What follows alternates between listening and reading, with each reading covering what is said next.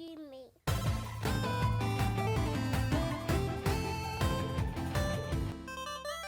All right, fellas, what's going on, man? It's a new week, new games. You know what you guys been getting into this week? So I started playing again. Crap. I just forgot the name. What's the space game that I just got? Oh, No Man's Sky? No Man's Sky. Okay, Yeah. stop So playing I that. left the first tutorial island, got my ship, Okay, cool. landed. You built it, huh? Yep. Yeah. Fixed the little, I don't know, the thrusters and the overshield Yeah, and all the yeah. pieces. Then I started flying. And I stopped through like a little asteroid storm, and I started like harvesting, all All the those different stuff, yeah. the silver or all the metals. That was kind of cool. Yeah. And I went into I don't know, super speed. I don't know what the equivalent you call it in light this game. speed or whatever. Light Yeah, speed in this yeah. game. And I made it to the first planet, I guess. This one I like way better than the first one because the first one was like cold and it was all like okay. monochrome. It was like all Yeah. white, like snowy. It's random for everybody. Oh, It's not starting planet for... Yeah, your planet's different than what my interesting. planet was. My planet was not stormy and cold. my first Mine was one. like tropical. My first one was terrible. My second one is tropical Yeah. slash Desert or something? like mountain. Like Oh, wow. I don't know. It's like Mountain. tropical with like shit ton of mountains and stuff. Okay. But it's dope. Like Yeah. I like the exploration Because aspect. I really enjoyed my first planet. Got you. I So hated my like first the way planet. you're playing your second planet, I My really second- enjoyed my first planet. My first planet had acid rain on it, so it was Yeah, not fun. see, mine didn't. How either, do dude. you That protect? sucks. Do you just keep building your suit shield? No, you have to like go and get in Caves? like caves and stuff like that. Yeah, and you have Oh. to like limit the time that you're spending out That's there with that so- damn acid rain. Dang. Only when That the rain shit falls, sucks. though, right? Like it's. Yeah, it was falling pretty occasional. consistently, but there were some pockets where you could just do stuff. But Right. it's literally like, you just got to find a cave, you just got to explore the shit out of the Did- cave, and then you got to get on your plane and get up out of there. Did you figure out the jump boost method? You Jump learned that method, boost. right? Yeah, where you jump and then you hit your boost so that you can propel forward. It's like a combo. Instead You're of like, running? like right as you jump, you boost, and it shoots you forward. So it's like the best way to walk around the I'll planets. try that because I kind of been doing like a hybrid of like kind of trying to go on There's a high like a place. really and- cool little like jump boost. I'll and you try. move I'll try pretty that. far. I don't think I've hit that specifically, but the game's starting to make a lot more sense now because all those little icons in the wild. Now I have the other scanner Yeah. where now I'm like, oh, I gotta dig down and get that particular material or the treasure. So it's pretty fun. I started building my house, so I love that you can flatten out the terrain. So I made a cool foundation. Then I made my house. nice. But the only reason why I stopped playing it was it like glitched on the story. So I had to I couldn't figure out how to progress. So I looked it up and they're like, oh, you gotta like restart the game or reload your That save file. I was sucks. like, Oh, okay. okay, well I'll just Well, at least play this reloading a another save time. file ain't that Yeah, bad. it wasn't a big deal. Restart No, it, reloading that the save suck. file is not bad, but yeah, to restart your game. Yeah. Damn. So so I did try the save file method and it was still glitched. So I was like, all right, I'll just it was getting late. So that's as far as I got on that game. Okay. So far that's an awesome game just to play by yourself. How did it feel flying? It felt good, right? It was dope. Yeah, it's I, cool. I huh? can't wait to do that some more.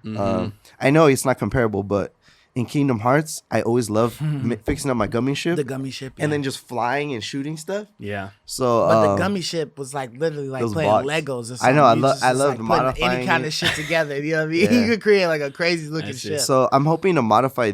I don't know if there's modifications, but on the Twitch stream, I was watching some people There's and a there's lot of drops. So I got like another ship. I just got to figure out how to Dude, load it. it's really dope, man. Like, it's a lot of fun. Like, going to new planets, there's little people that you can talk to that will give you hints to where other ships are at. And you can actually, they'll tell Sometimes you they're where like it's freight at. ships and stuff. Yeah, Like, and they could be huge as hell. dope ships. And I don't know if you know this, but there's like different classes of ships. Oh. So like there's like A class and S tier class level ships that are like way faster, way more firepower, way more room to store stuff on, which is like enormously That's what I was helpful. gonna ask Yeah. because I'm maxed out on my Yes. storage. And Dude. and all food. I don't know what to do with food. I just been throwing it away. Dude, yeah, like I mean, so eat it and I throw it there's away. other things you can ask people on the planet too, like so you can like ask them. So like you'll start to figure it out. Like you'll ask them like there'll be like 4 or 5 options and you pick one of them. One could be to like a ship, one could be like to a suit storage upgrade. And you hop in your ship and you go to that point on the planet, and then you can upgrade your suit Your storage. breathing or something. Yeah, like that, and you yeah. get That's like dope. stronger and stronger. Like it's a really fun, That's man. dope. And it's like that chase is fun, dude. I would spend like a whole night just searching for ships, man. That's sick. Because like you come across a ship, you got to rebuild it like you did. But if it's like a nice class ship, it's for Worth it. free. Yeah, Another thing yeah. you If can you do, find one that's crashed, they do have the ones Yeah. where you can save like a ship or something like that that's in the middle of an attack or something in space, and then you can fly in on the ship. And then you can talk to the captain, and the captain will like sell it to you. He'll be like, another hey, thing you know, can do too. Yeah, another thing you can do too is you get a lot of money. So find a way to like farm money. Like you my gotta get like, brother-in-law, good materials. like my brother-in-law loves making money. So there's a lot of things you can do in the game. Yeah. But anyways, once you get lots of money, go up to the Galactic Space Station, and other space travelers fly in. You can actually walk over to their ship, check it out, and then have an option to offer to buy it. So then you can look at his ship, you can see all the features of it, and like see what class it is, and then offer to buy it and upgrade your ship that way too. That's pretty dope. Yeah, but it just they be like super expensive. Super expensive. Like it just yeah, way but cheaper. But at some point in time though, you get really wealthy and it's not that expensive. But yeah, at you gotta first find it's like gonna a good be, planet with like a good harvesting material. Set your base there. Because like the more slots you have, like and the more of space, you can become really deadly too. You can have lots of weapons. Let me ask you this. So I'm like just exploring, and I see like 3 ships fly over me. If I follow them, is that just a graphic in the game, or are those no? NPCs? They land. No, those are real people. So if I follow them, I could talk to them. Well, you might follow them for a while, but they'll eventually land. Yeah, and that little dude will walk They'll out show you of like it. a little base or something like that, and then There's a little or you base can on the if you have your plane with you, you can hop in your plane, shoot them down if you wanted. You can go battle them that. if you want. I wouldn't recommend it right now. I wasn't sure. Like I saw a couple ships, and I was like, I wonder if those are real or if those are just like a graphic in the game. So I didn't even that stuff chase is a real AI in there. That's a real AI in there. Got you. And then let me ask you this last question: I hate when you land your ship. It like kind of just predetermines where it goes. Can you control? Like, can you land it on top of a base? Yeah. It has to be like a flat surface. It's gonna auto correct itself. Yeah. So that's kind of like what it's doing.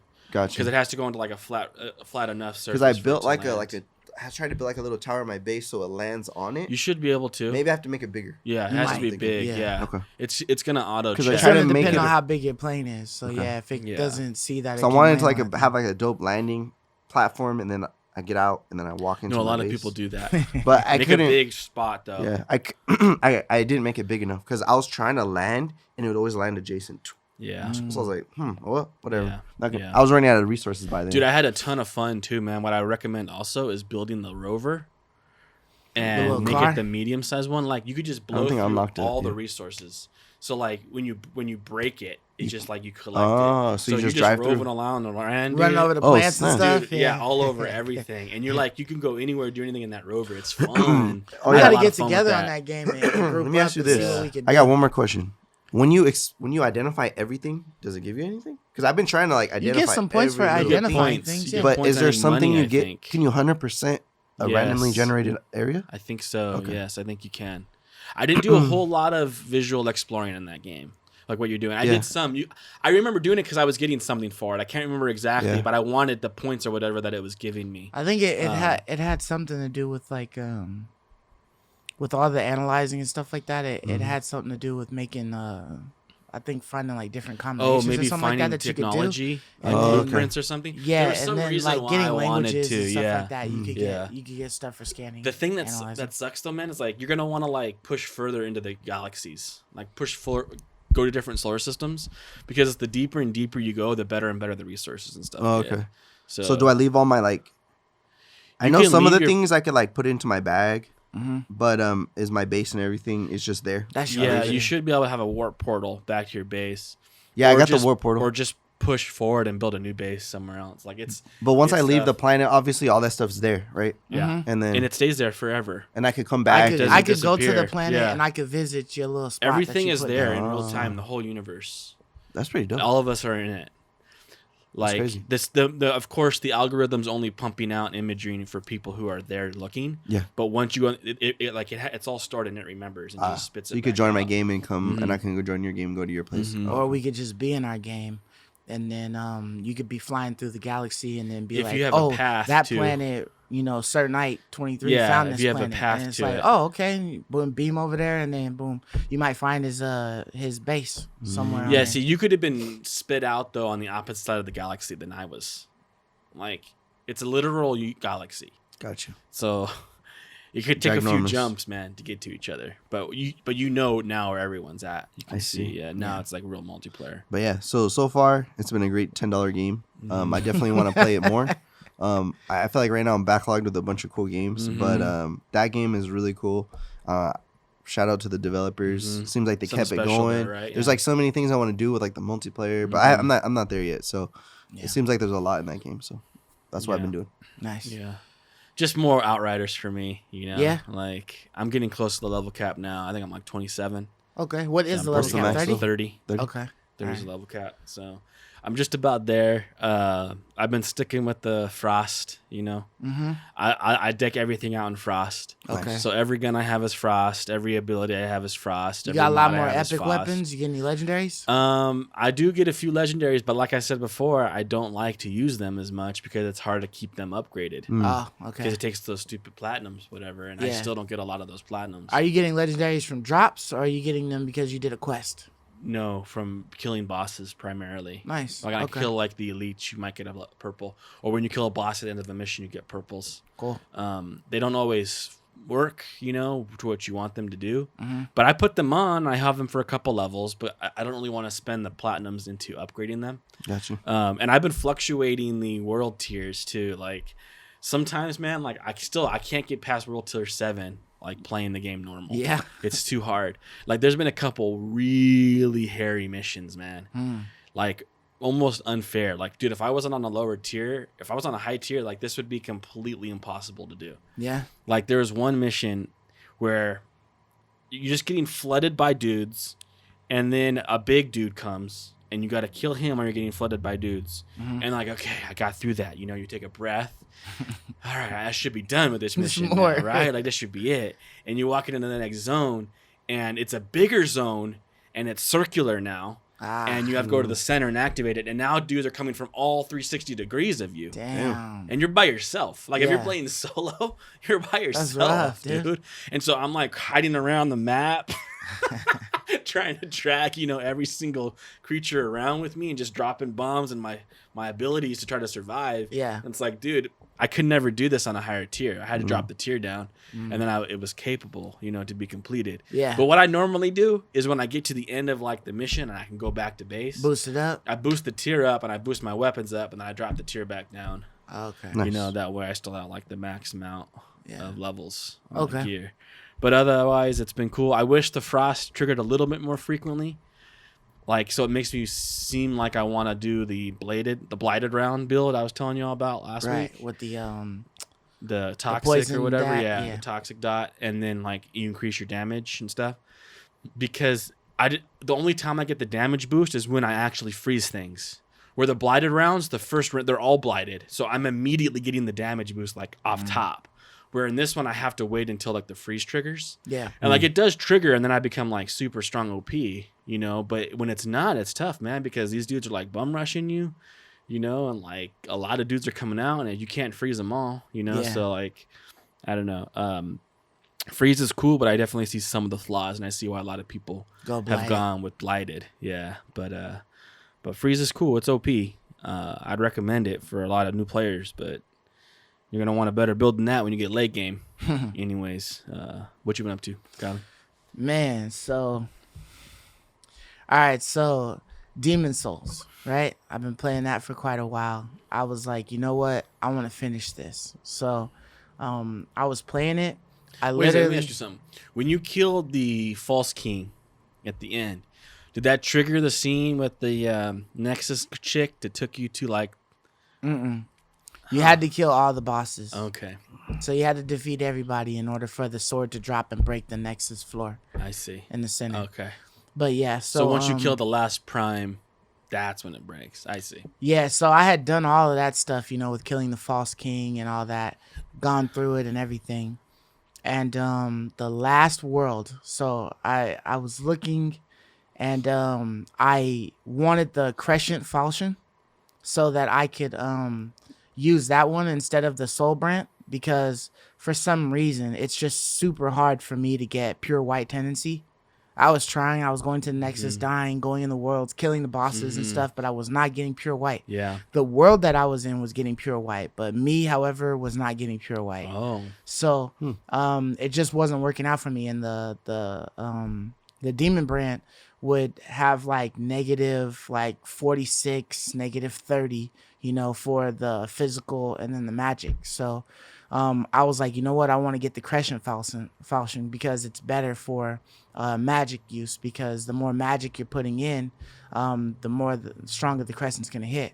So I had to go to world, I think 5-1 or something like that. I don't know the numbers. It's the one with the skeletons. Oh, with the manta rays in the sky? Right, okay. With the manta rays in the sky. So I was going through there, man, and I came across a couple of hardships because those skeletons just move so damn quick, and when you're using magic, sometimes it doesn't go. And then I had boosted from the silver catalyst to the insane catalyst, so I had less MP to work with. Oh, but you hit harder. So yeah, but I hit harder.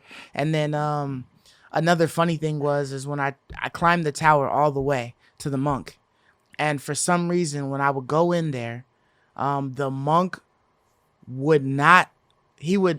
Somebody would invade, but then they would immediately go away. So nobody was ever staying for me to actually kill, to fight during the monk boss. Oh, so it would disconnect you? No, it was just like an invader came, and then it would give me the invader tag, and then it would say the invader has left.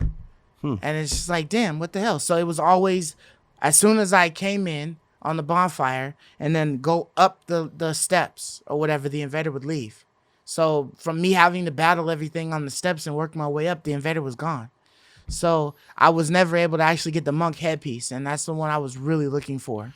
Oh, well, you have to kill the monk, I think, with an invader in there. Right, the monk has to be an invader. But when I made my way up to the boss, I was never actually, an invader never came. He would come and then leave, like the 3 times that I had done it. So really? I wasn't able to actually kill a real person when I played that.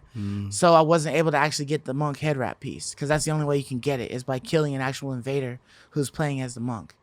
So that sucked. Because I wanted that, because it actually gives you like a 20, 30% Dude, when I played the little boost. NPC, they kicked my rear end up, man. Yeah? Yeah. Well, I wanted that headpiece, and that's literally the only way you could get it. So, well, the problem is trying to find it. I would do it all day and make the attempt if I could get somebody to actually come in, but I don't even know how you get somebody to invade and do that once you've already beat it. I think you got to get to the boss again. Is that a good headpiece or what? Yeah, like I said, it gives you about a 20 or 30% because you're a magic user. Magical boost to your damage. Because you're a magic user. I get it would have given me a little bit more to make my magic hit harder. So do skeletons respawn in this game like the Dark Souls games? Like when you kill a skeleton after like a couple minutes, does it? No, it doesn't come back up. No. And I think those were like a different one. I think you had to like damage them while they were down or something like that in the shambles or something. Oh, okay. I think there was a way to keep them down permanently. Yeah, I always thought that was something. Annoying. Yeah. But so I ended up getting all the way to I finished all of them or whatever, and then I got to the one place, the last zone. So it's the swamp zone.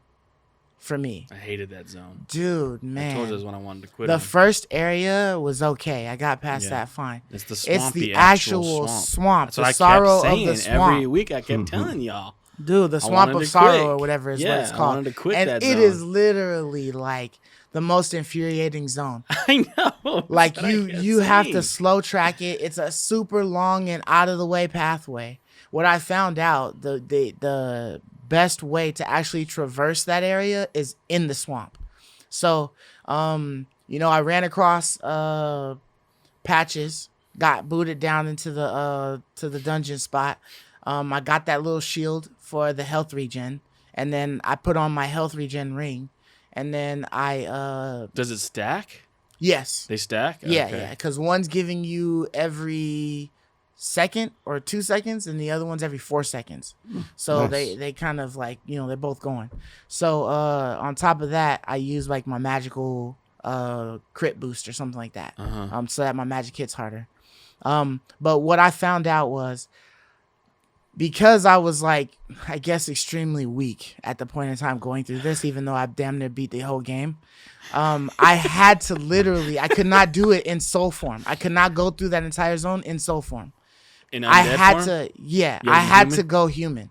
I had to pop a blue ethereal to actually get my full health bar and then go through that zone, because everything was touching me and wrecking me before I could even do anything with enough time, because it's like with the insane catalyst, your MP is halved. So I had very little, you know. It's like getting off a couple of fireballs and then I gotta pop a fresh spice or something.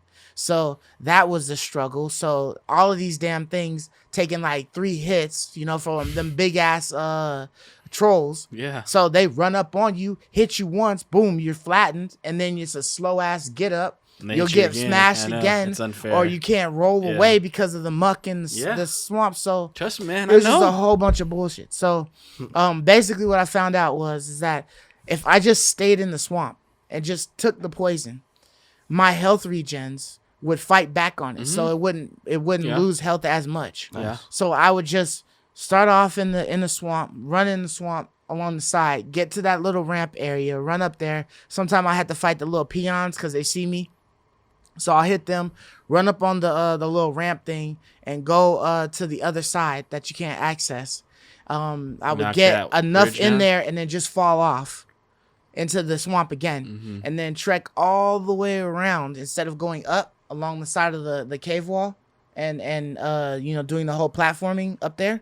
I would just go down below and follow the swamp all the way down until you get to the other side where you can get back onto some land. And then you're talking about the part where, like, when you first hit the first ramp and you go up the ramp. Yeah, where you're slowly going up the ramp and you got to kill the mosquitoes. Yes. And then you skip and then that. you got to drop down to get into the that. shanty town. Yeah. Yeah, if you literally just jump into the swamp, you can skip that. And then you can skip Yeah. the drop down, you can skip all of the shanty town stuff. You can get all the way to you have to get to that second shanty town though. You have to go through that second shanty town. Yeah, there's a second one, but the first one is what I'm talking about. The first little area. The first one you can skip. Yeah. You get down to that, and then you there's can also literally an NPC down there. An NPC? Yeah, like. Well, there's a woman. Is that the NPC you're talking about? The one who sells? Yeah. Yeah. Okay. So if you just run past all that stuff, you can literally just run through the swamp and get to that area that goes towards the gate for that second boss or whatever. There's still a couple of titans you gotta fight there though. No, the giants are on the sides. There's two giants right in the way that you have to kill. No, that's the first area. That's to the boss. No, that's the first area. There's no other one. Yes. There's like 2 giants and like 3 little piss ants. Yeah, but it's on an island, right? No, that island out there has like 5 giants on it. You talking about that island? No, it's like a small little mound of dirt. There's two giants, but you don't have to get to them. You can literally go around. Like, you don't have to aggro them. You can literally go around all of that. You're talking about it's like a small little area, a little pathway, and then it's just a little island there with 2 giants sitting on top. And then there's a guy that can poison you. Yeah, there's a green guy. You don't have to deal with those. You can go around him. You can just but go it's all off fenced, the water though. again. It's all fenced. Not on that part. You just get into the swamp again, and you can run around it. You can aggro the poison guy, and you can kill him, but you can manage to not aggro the 2 skull guys until you get close to it. And then you just gotta run because you have to. Oh, so you that's do the one aggro where them, you have but to you get run. to the main shanty right. where the actual boss is. That's what I'm talking about. But they're away from it.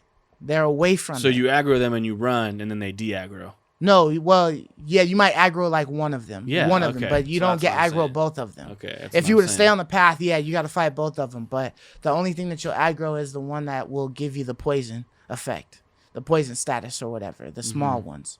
And so you can kill him really quick, and then you just run around, and then you just get right up in the ramp, and then run through the shantytown. So I ran through the shantytown, hopped off the edge, got back into the swamp. Like, I just took the swamp all the way. And then I went to the very end of it, climbed back up, and then I worked my way back because it's just too much stuff to deal with when you're coming through it in the front because they're like in all these little cubby holes and stuff. See, I didn't have a hard time with the shantytown. Once I got there. So I killed those 2 guys and the poison guy and went into Shantytown. Yeah. And I collected everything in there. Right. I killed everybody and I just went through it, collecting everything. It's the very first swamp zone that was pissing me the heck off. Yeah, that was my hardest part. That was the one that was kicking my butt because you can't roll. If you just get like a little bit of the mud, Like even if you're like standing flat on the surface, you're done. But you get a little bit in the mud, it like registers you as stuck, and you can't roll, and you just die because they just hit you. So like that was the part that was pissing me the heck off, you know. Especially if you're trying to collect things, you know, and it's a long run. And even when you go all the way through that first zone and then you drop off and you skip that run up the thing and you get to the shanty town and you go through the shanty town and go then across this other side and then around that mountain path and kick down that bridge down, it's still a far run. Yeah, that's a really far run. It's still far. Like that's not much of a shortcut. Like I was telling myself, I was like, this isn't much of a shortcut, man. Yeah, like because you still got to go down at least you just got to ride the wall down and then go.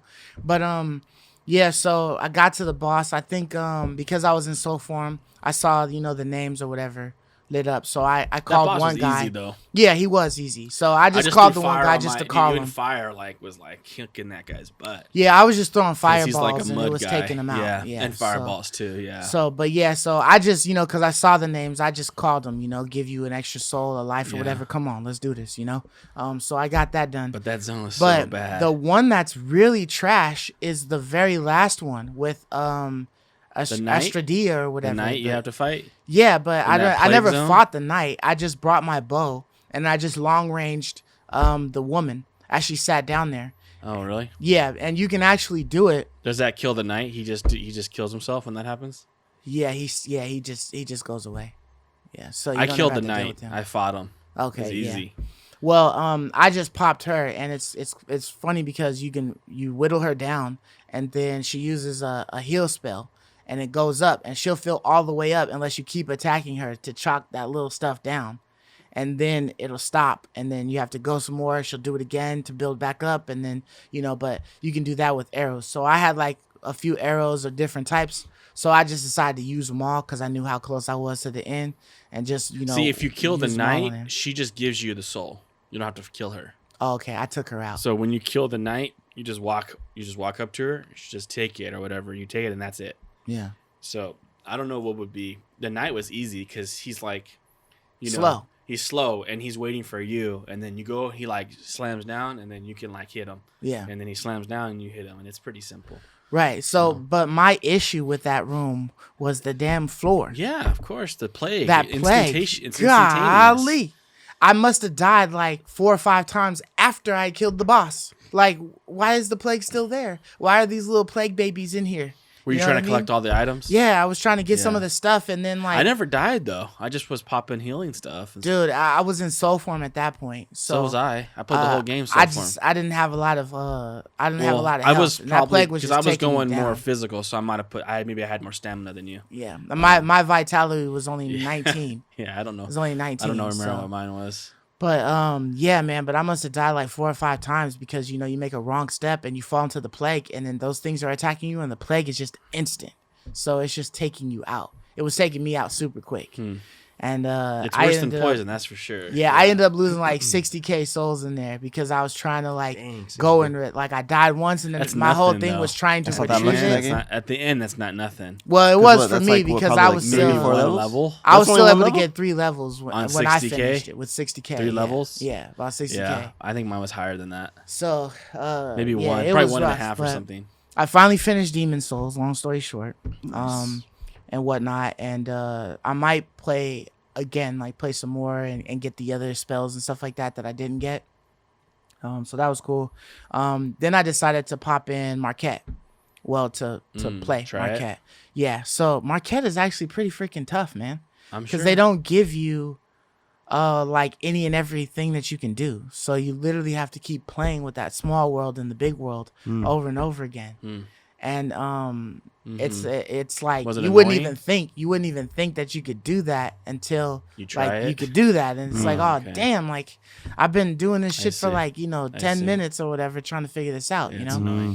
So like a couple of times I had to look at a walkthrough to see like what I was doing, because it's like I know I got this, like, but so Marquette is kind of cool. It's just like a little love story or whatever about 2 people that meet, and then and their story or whatever, and you're like in this world. I did download and fire up Ratchet and Clank for like 15 minutes. Oh, is it 60 FPS? Because the 60 FPS is out, and it looks really good.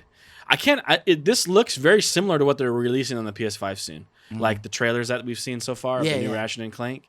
The graphics seem like super similar to me, in my opinion. Yeah. So I was like, this looks really good. It was pretty fun. Like it's a different change of pace, right? Because it's a little bit more whimsical and like so it's not so tough and dark, you know, like what I had been playing, like Outriders or Dark Souls. So if you want to break from that, then you can like jump in and just kind of have a good time, you know, with Ratchet and Clank. Yeah. So did you say you beat Maquette? No, I didn't beat it. Oh, you said it's short. I got to like the Wedges act or something like that, and I'm kind of stuck in a certain area, so I didn't know where to go. But I'm gonna finish it up because it seems like it'd be a pretty quick game. Yeah, it seems like it'd be like 3 hours as long as you can get all of the stuff, you know. Yeah. I have it downloaded. It's on my to-do list. I definitely want to play that game. That game in Control, I've been like keep putting back. And Demon's Souls. Final Fantasy 7 too, man. Yeah, Final Fantasy 7 too. It's good. It's really good. More so Final Fantasy 15 for me. I want to try that one. Yeah, I want to play all those. But I know in my short term, I wanted to, you know, bang out Control and Maquette. But Demon's Souls 2, it's just I've been like so casual lately, and my mind has been in a million places. I need something that's just like a short term. Dude, I don't want to be punished. When you gonna have a window, man, for Dark Souls? Maquette will do you. That one will do you for sure. When am I gonna have? So the next time I take vacation time, that's when it's gonna happen. That's when it's down. I'm gonna play that game like for like 20 hours straight. Down, huh? I'm just gonna destroy that 20 game. 20 hours straight, 24. Fun. I need 4 hours of sleep and 20 hours to beat it. No. But yeah, I'm just waiting for a time like that, just because I know that I'll go to sleep very like defeated. Yeah, you can't let a game like that kick your ass. I know. Man. I know. That's why I know the feeling. You know? That's why you gotta like trek through it. So I'm waiting for like, you know, when I take my next little vacation, which I don't know when it's gonna be, but that's probably when I'm gonna fire that game up. You know what I mean? Yeah, and so I stopped playing Maquette and I decided to play Days Gone. Because I wanted to play that for a little bit, because I know we had been talking about it and stuff like that. I didn't get to play too much of it. It was kind of like you with Ratchet and Clank, like popped it in, played for like maybe 15 minutes or something like that.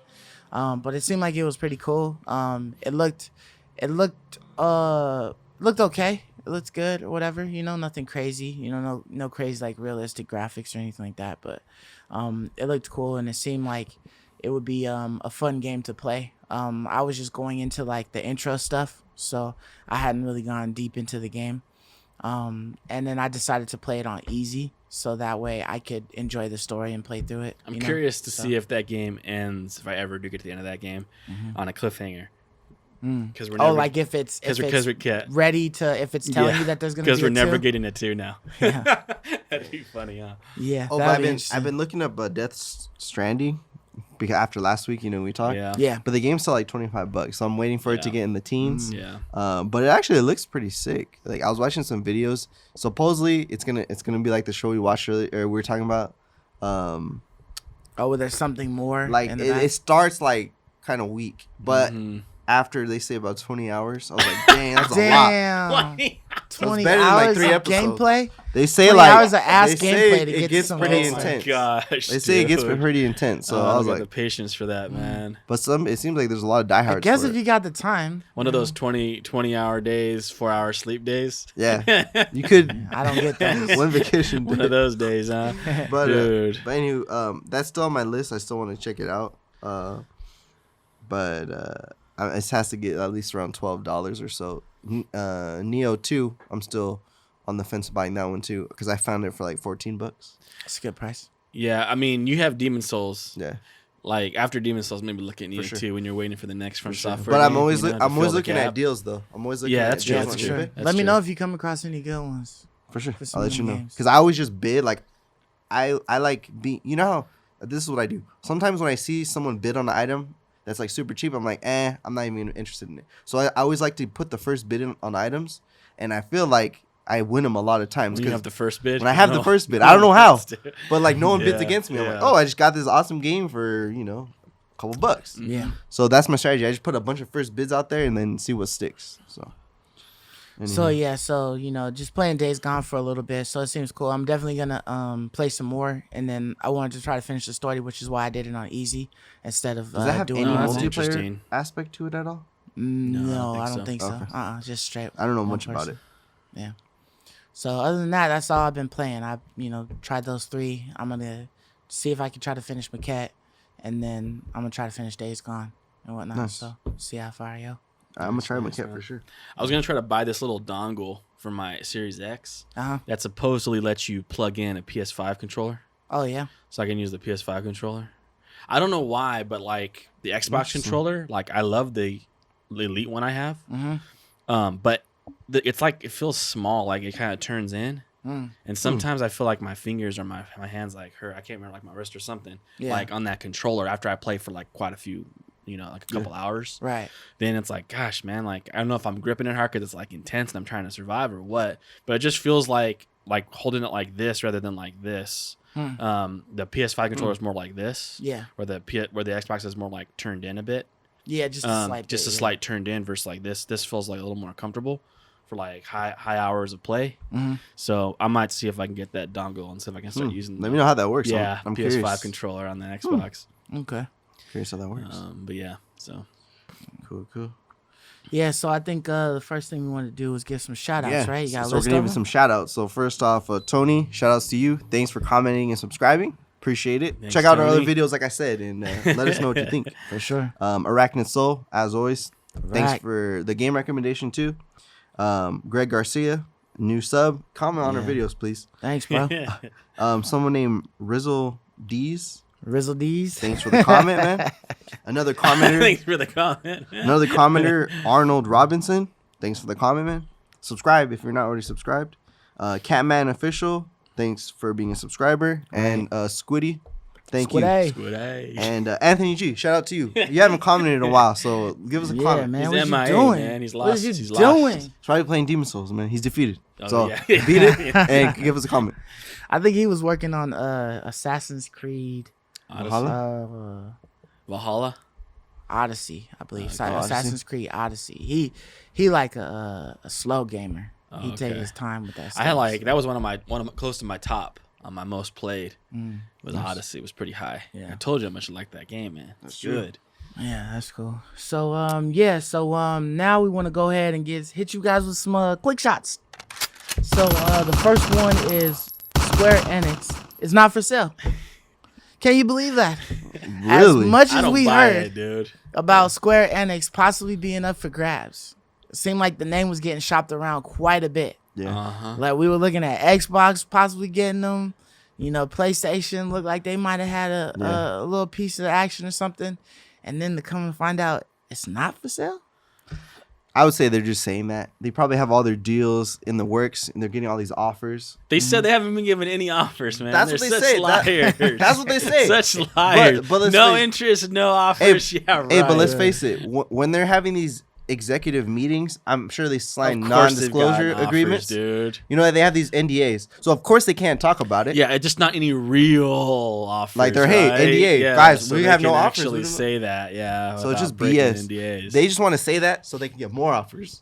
That's what I'm thinking. They want to tell people, hey, we're still for sale.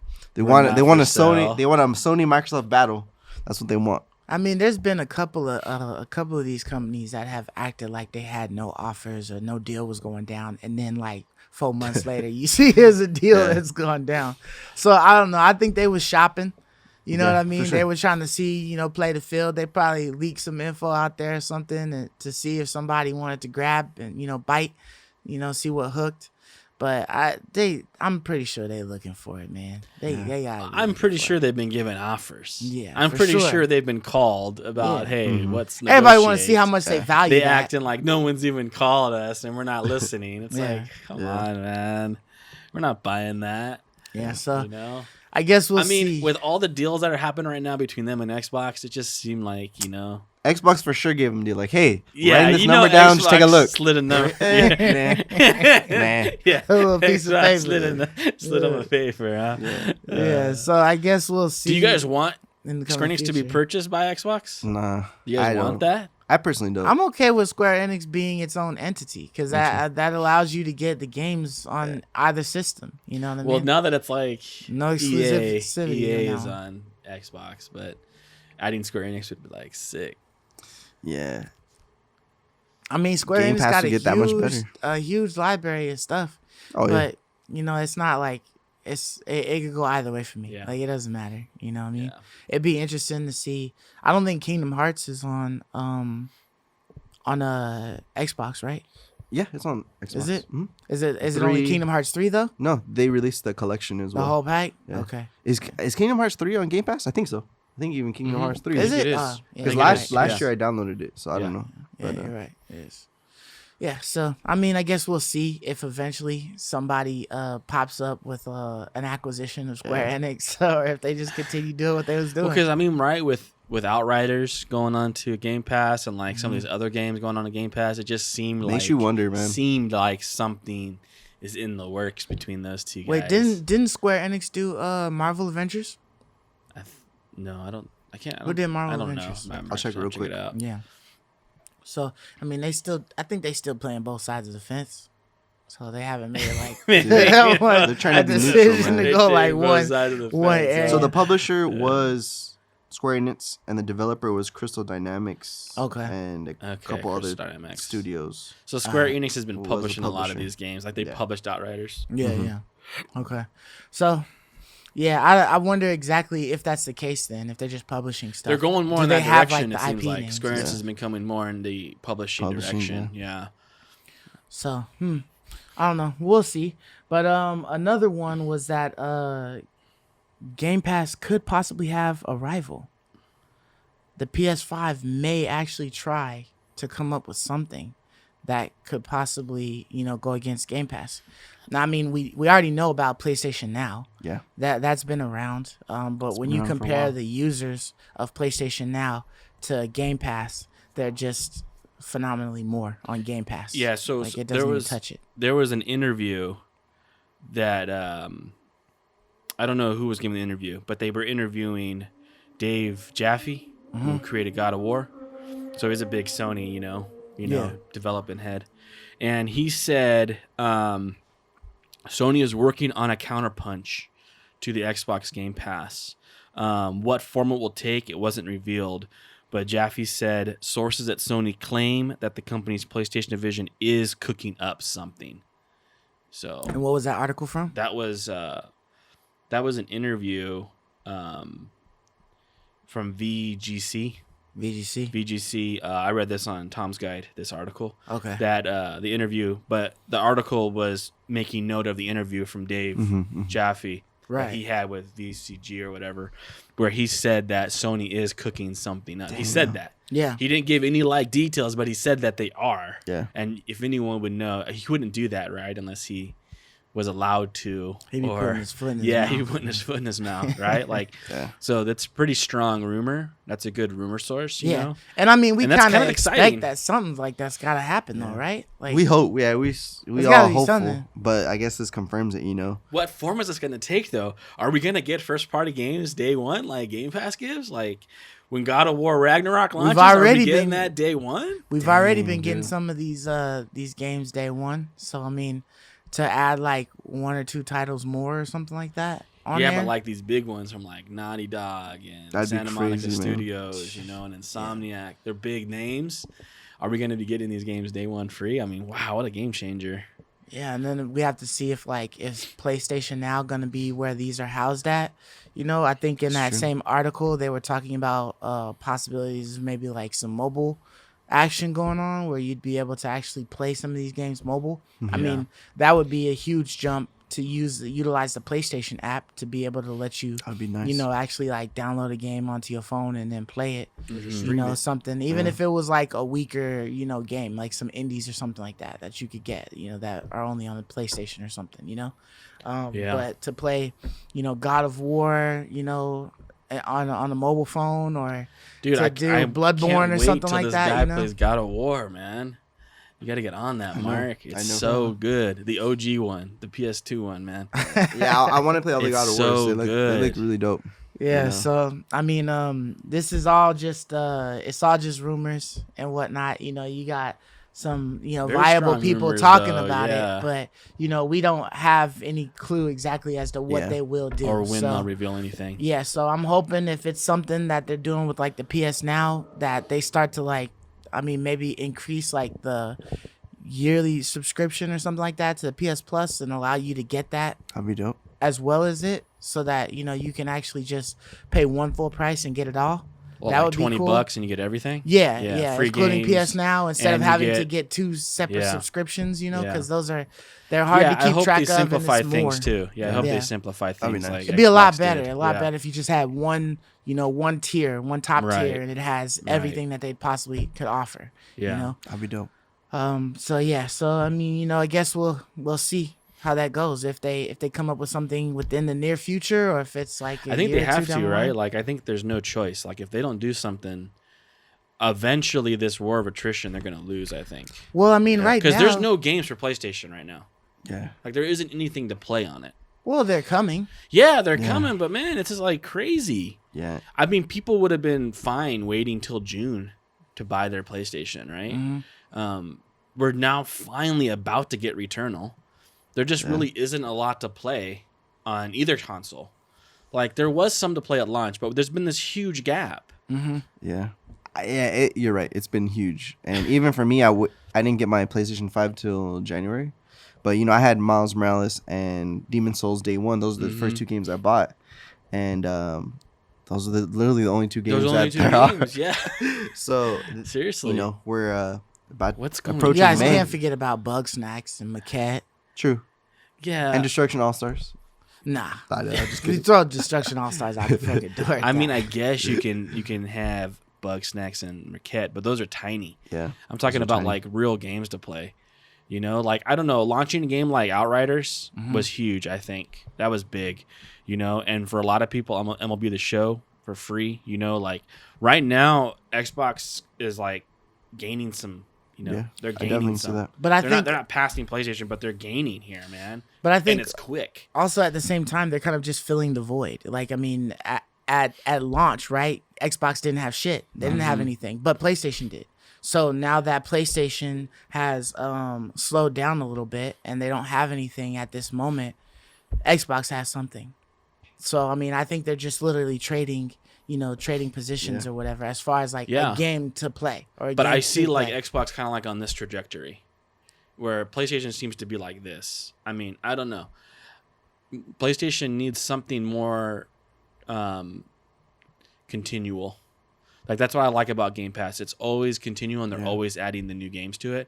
Where with PlayStation, you have these massive lulls, right? Like, you have this great game, and you're on this big old high. I love PlayStation. And then you have this big old lull where you're waiting and waiting and waiting and waiting for something great. But at the same time, there are those people, like such as myself or other people that may take that time where there isn't like a brand new game to play some of the old shit that you might have missed.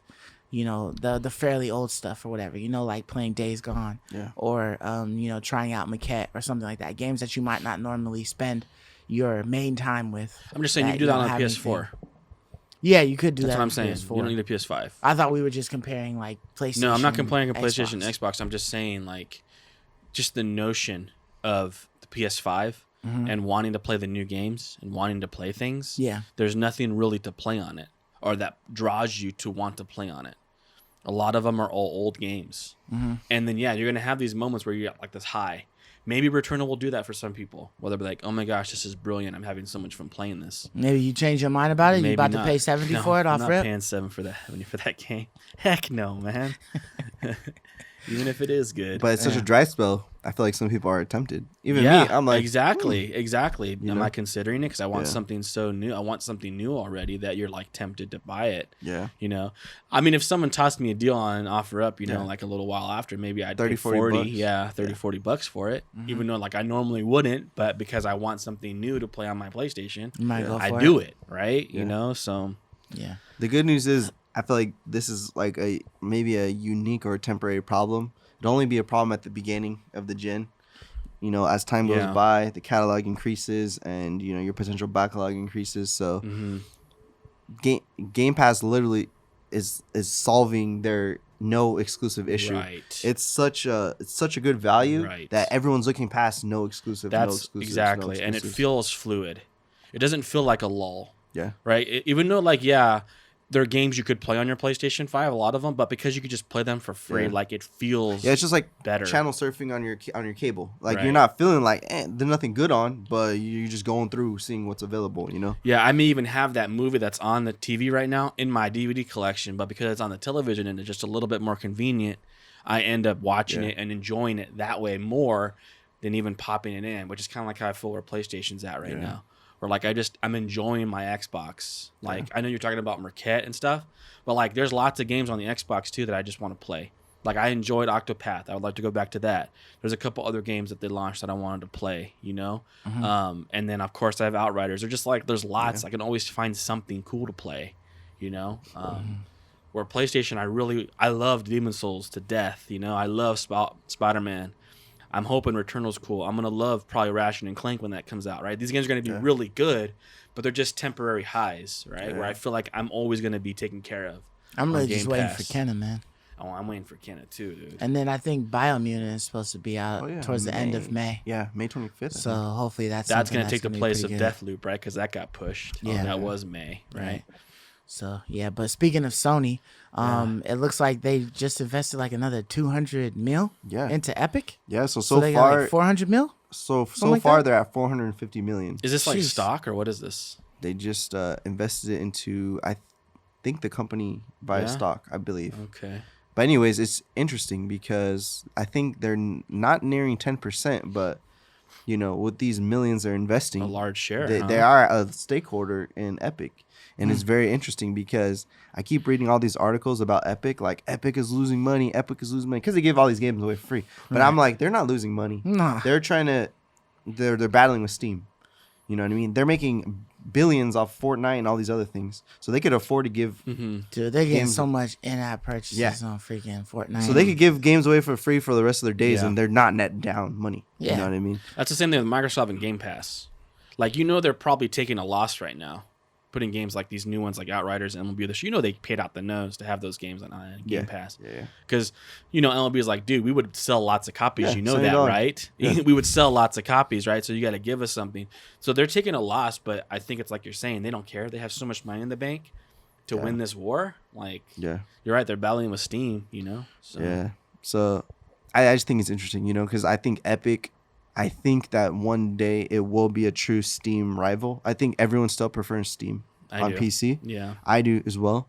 But I think Epic is on its way to being an actual, you know... like a library. An actual second library. You know, now we're going to accept there's two libraries. There's Epic and there's Steam. So I think they're on that. I haven't got there yet. Epic be getting like mad benefits too, right? I should download it actually. Dude, all the free games. On Epic, I have, I kid you not, over 40 or 50 games. That's crazy. And they're like games that I got. That's crazy. Like I have a Remnant. I got Remnant last year. You don't even need a counter subscription, right? They just give people games for downloading. I told my wife, add all the games to your cart because she got one game from Epic that was exclusive.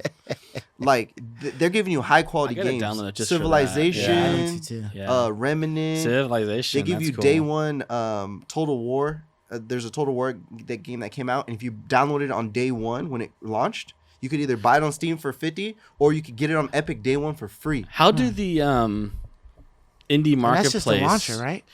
Just a launcher. Yeah. Does every indie that launches launch on both Steam and Epic, or is it? So see, that's where Steam has me, man.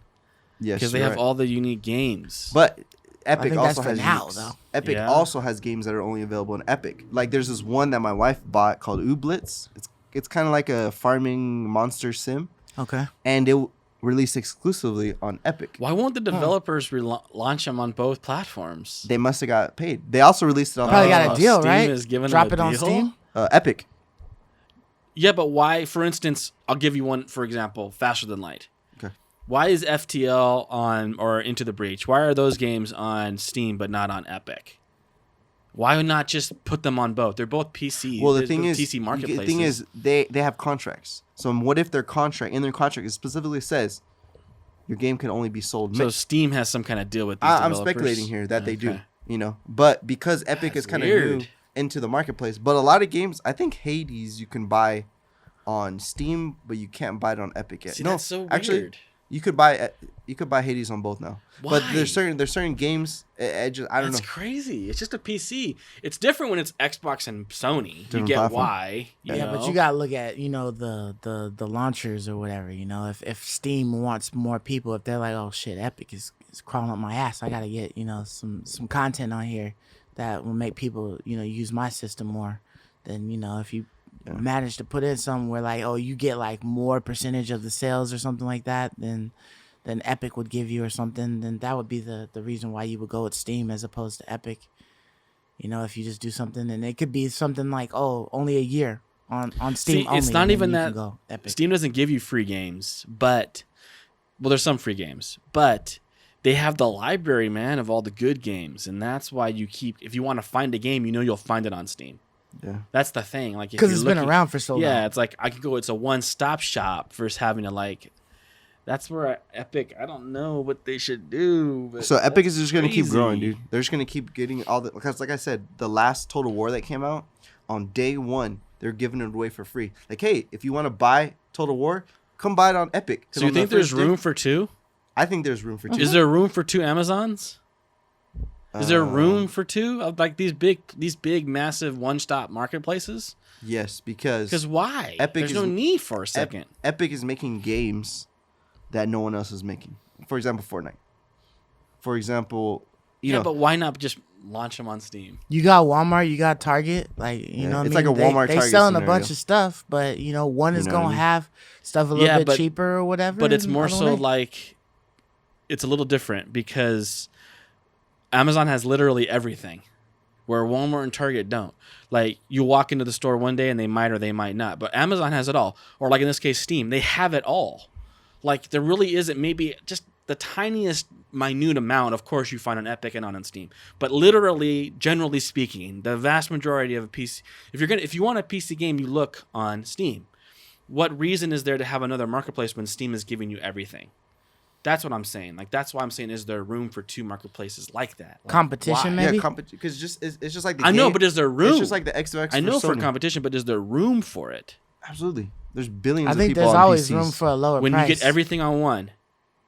When you get everything on Steam. But, okay. What is the point? But going back to Epic, when it first created, right? So the games that they make on Epic are exclusive to Epic. Fortnite and so forth. Right. So it started just their own games that they offered. We're not putting them on Steam or someone else's. Right. You could only get them from us, right? And then because they had so much But why success, not put it on Steam? Because they want to get 100% of all their profits. It was just a money thing. Right. They collect all their... Right. When they sell this Fortnite... You don't got to split it with them, 30% or whatever. Okay. So they got such billions, millions But they're of spending players. a lot of their profits on trying to build their Epic store up. Yes. So it's like a wash in a sense. No, I'm just saying. They have... Imagine on your Steam launcher. Let's just say Epic launcher has one game, which is Fortnite. Yeah. Your Epic launcher has 1 billion. I'm making this number up. Is 1 billion downloads. So your launcher that has one game has 1 billion. So it's like people are coming to your store and you're only selling one thing. It's like, why don't we just sell a ton of things? We have 1 billion subscribers. We have one of the most popular items in the world. Let's add some additional items while they're here. Then why are they trying to compete with Steam then? Like, why not just take that model and stick with that? Like, why are they so desperate to try to do what Steam is doing? I think because not everyone likes Fortnite. You don't like Fortnite. You know what I mean? So not everyone is going to get their foot in the door because they don't. But why not like just the stick taste. with that though? Because they want they want to be probably like Amazon. They want to rule everything. You know what I mean? They want to keep growing. Right, but is there room for two Amazons? And I would say one's gonna die. I don't know if there is. One's eventually gonna die. But Why? I would say it's different because computers, you can't have two. You can only have one. Right. Eventually, somebody will die. There isn't room for two on something that massive, on that scale, right? Right. Once you get to the point where That's what I'm everything is saying. on both That's the hard platforms, part. the one who's got the better or the majority of like the exclusives. But or something Steam like already that, then does. they're I'm gonna saying get it. Steam's already there. They have the majority of the exclusives. For now, but I mean, it's not going to end now. You know what I mean? It might I end get 30 it. years from I now. get it. But but I would say because it's more of a digital thing, it's a little different because there's less logistics. It's like when Netflix came out and they're the ruler at streaming digital content. Should anybody else enter the marketplace? I would say there's a lot of more room When in what digital. came out? like when Netflix came out right. as a streaming service. Right. You know, would you just say, why create our own streaming service when Netflix is out and it has pretty much everything initially? Right. But everyone started pulling back. No, Disney took all their shows. HBO, all these places took their shows and created their own platform. Right. But so I would say in the digital, it's different. For me, that's a little bit more apples and oranges. Because to me, that's a little more similar. It is, but only in the sense is I don't know if Netflix is trying to put I don't know if Disney Plus is trying to overtake what Netflix is doing. You would have to compare it to Amazon Prime Video, maybe. Yeah, because Disney is only housing Disney stuff, but it's Amazon only Prime Disney Video stuff only, which is why I said, why doesn't Epic stick to that model? But stick to Epic stuff. That's what I'm saying. My point is this. Like, for example, Disney, right? They acquire Marvel. They acquire all these things. They're building up their thing. Originally, they're just Mickey Mouse. You know what I mean? But they want to get everything under their umbrella. Because when you're there at Disneyland, now we can sell you Thor. Now we can sell you this. Now we can sell you all the Spider-Man stuff. That's not necessarily Disney, but it is now because they bought it. You know what I mean? Well, yeah. If Disney wants to keep acquiring studios, and that's what acquiring intellectual property. You know, they're just trying to flesh out their marketplace as much as possible while they... Yes, but it's costing them a lot of money, is all I'm saying. It's costing them a lot of money to do that. Yes. So they're working at a loss. So you can't do that forever. Yes, you're making lots of money on Fortnite, and yes, you're making lots of profits, but you can't keep collecting and working at a loss forever. And so that's what I'm saying. I'm not understanding why you're trying, because I don't think Steam is going anywhere. No. So I don't know why you're trying to do the same exact thing Steam is doing. I just don't understand. Well, I'm still kind of interested as to what PlayStation will actually do, considering they have all that stock in Epic. What's their game plan? I know. I'm wondering that too. What are they going to actually, try to maybe get some games out? Maybe put some of their their studios games into the Epic store. As some type of partnership or something like that. But I guess we'll see. Exactly how far that goes. Maybe they just believe in Epic, and just want to keep, gaining money off of them as they gain money and whatnot. But for one of the last quick shots, Mario Kart looks like it has won the title for the best racing game in history. So that's better than the biggest, So that's better than Forza. That's better than Gran Turismo. Anything you could dream of. Need for Speeds, beat by Mario. All the racing games. Yeah, Burnout, all of that. But the question is Mario Kart a racing game? Are you trying to race in that game? Or, you are, but it's more so about, I think, as Mark said earlier, more about having a party. Yeah, to me, it's like a party game. I don't think, when I compare it to Forza, Gran Turismo, it's not a racing sim by any stretch. Right. But I think that's what, you can't really compare it to a racing sim. It's more of a party game. But actually, it is racing at its core. You do race. It's one step above bumper carts to me. Right? Let's be honest. You can throw bananas out the window and try to cause one of the people behind you to spin out. So all that stuff is real life, dude. You can throw turtles out the window as much as you want. And knock cars out, man. And knock cars out, right? They'll spin out of control. Bet you if they see a turtle on the road, they're going to spin out and try not to hit that turtle. So all that shit is legit, man. That's actually more real life than Gran Turismo is. How many of y'all really on racetracks driving around in these fast ass cars? Not many of you. That's why it's a sim, man, because we're trying to live that. Right. And you can live that as Mario. So, but that's a pretty good title, right? To try to hoist that above your head is the biggest one. Yeah. Obviously, it's cutting corners though a bit.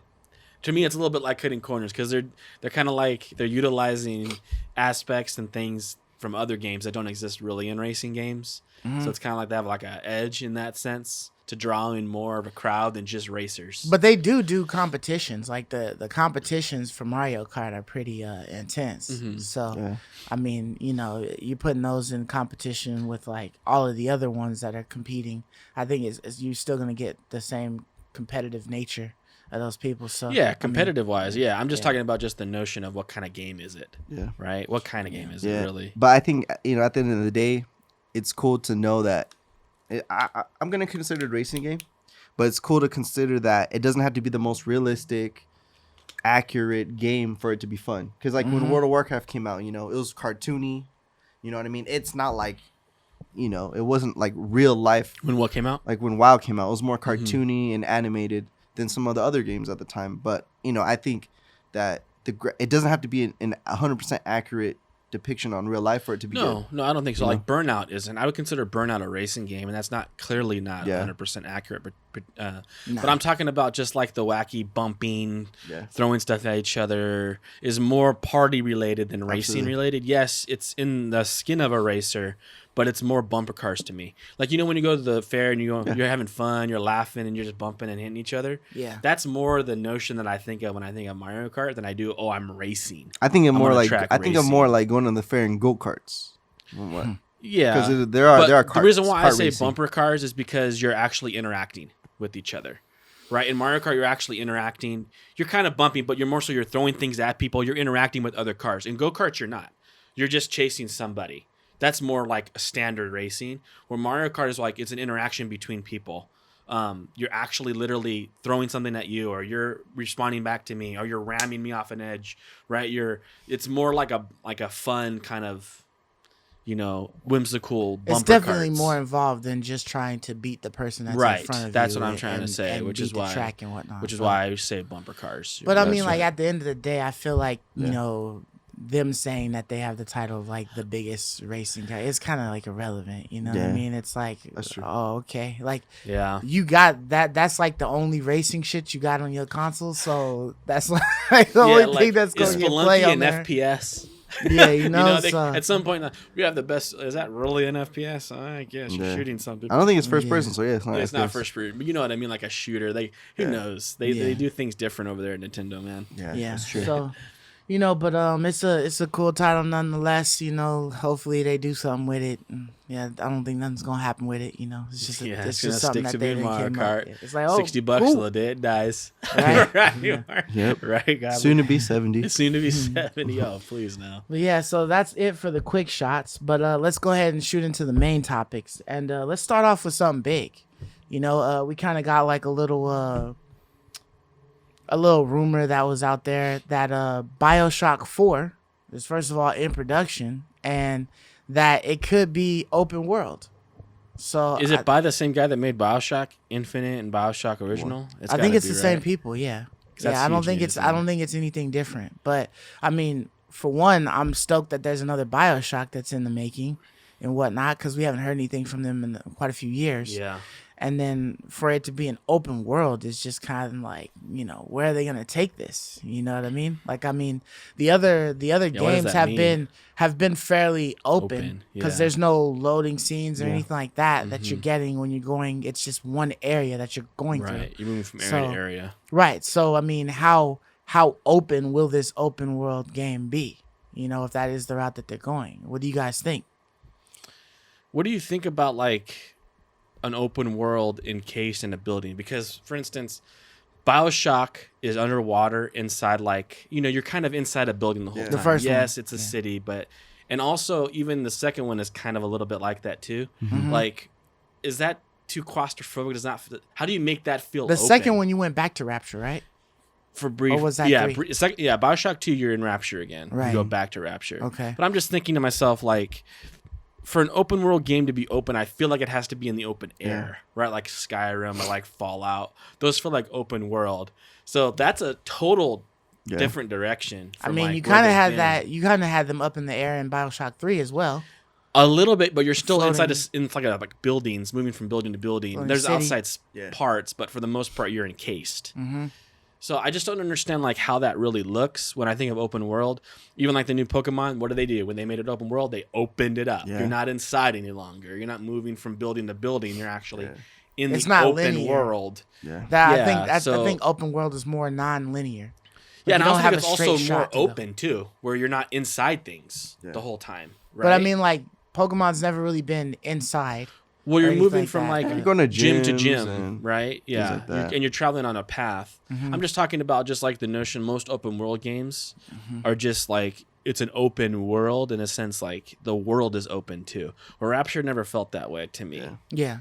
So I don't really know what you felt like you were going through a city or a town or something like that you were investigating. So how does this look? How does this change? How do they capture that Bioshock feel? Because that Bioshock feel is that's part of it, being encased in a scary place, moving from room to room, battling zone to zone. Mm-hmm. How do they capture that feel in an open world if it's going to be a true open world? Like, how do you envision that looking or feeling? Yeah. I'm trying to envision it in my head. I've only played the first and the second one. I beat the first one. I played maybe half through the second one. But you're 100% right. Like, is it going to be you can just go in those chamber elevator things to anywhere you want now? Because before, you can only go wherever the mission was. You advance to the next one. Now is it when you start the game, you can go anywhere? Just fast travel like just mechanic? An area that you can explore. Is that what they mean by open world? Or is it like going to be at a different place that we've never seen before? Maybe it takes place before the first one. And it's like you're saying, you're outside, but I would hope to preserve how the game feels, like you're saying. It is very creepy. You're kind of lurking every corner. Mm-hmm. People are popping out, To me, it's a spooky game. Mm-hmm. There's like guys on the ceiling jumping down at you. How are they going to preserve that? Mm-hmm. Because if it's outside, it's going to be like, are people going to jump from trees at you? Mm-hmm. So I don't know when this game is going to take place. I never played the third one, Infinite, so I don't know what timeline that takes. Yeah. But I don't know if it's going to be. Yeah, I don't know if we just spoil it, but like Infinite does open the door. Is it before? Is it later? It's neither. It's outside. It's just like a floating town. No, he's talking about the timeline. Yeah, the timeline. Where in the Bioshock timeline does it take place? Does it come after Rapture, before Rapture? It's neither. It's like on its own time. No, it's neither because it's a separate. You remember the end, right? I can't remember it. It's been a while since I played it. Well, I don't want to ruin anything. I don't want to ruin the game for you. Okay, so I guess I'll just say think of it this way. It's not like timelines, okay? So just think of it that way. So are they like in heaven or something? Like try to wrap your mind around whatever you want to think. Okay. But it's not like don't think of it that way. Got you. Okay. But I think that Bioshock would probably work even if you had like a building or something like that that you were going through, or like another town, or like a village or something like that, like an enclosed area, if it didn't have that you had to go from A to B. Like if you just had an objective and you could explore and see anything you wanted, go wherever you wanted to go, you come across random things or something like that aren't the main mission. I think that would probably be more open world, if you had like semi side quests or something like that. Yeah, that's something like a pseudo open world to me than like a true open world. Or maybe you could swim. Because you always on the second have one you could kind of swim a little bit. Yeah. When you're in the because you always big boy have suit. like a freaking world. Maybe they'll let you just swim anywhere and there's more. I don't know. Your area is always limited in some way. There's not like an infinite range that you can go.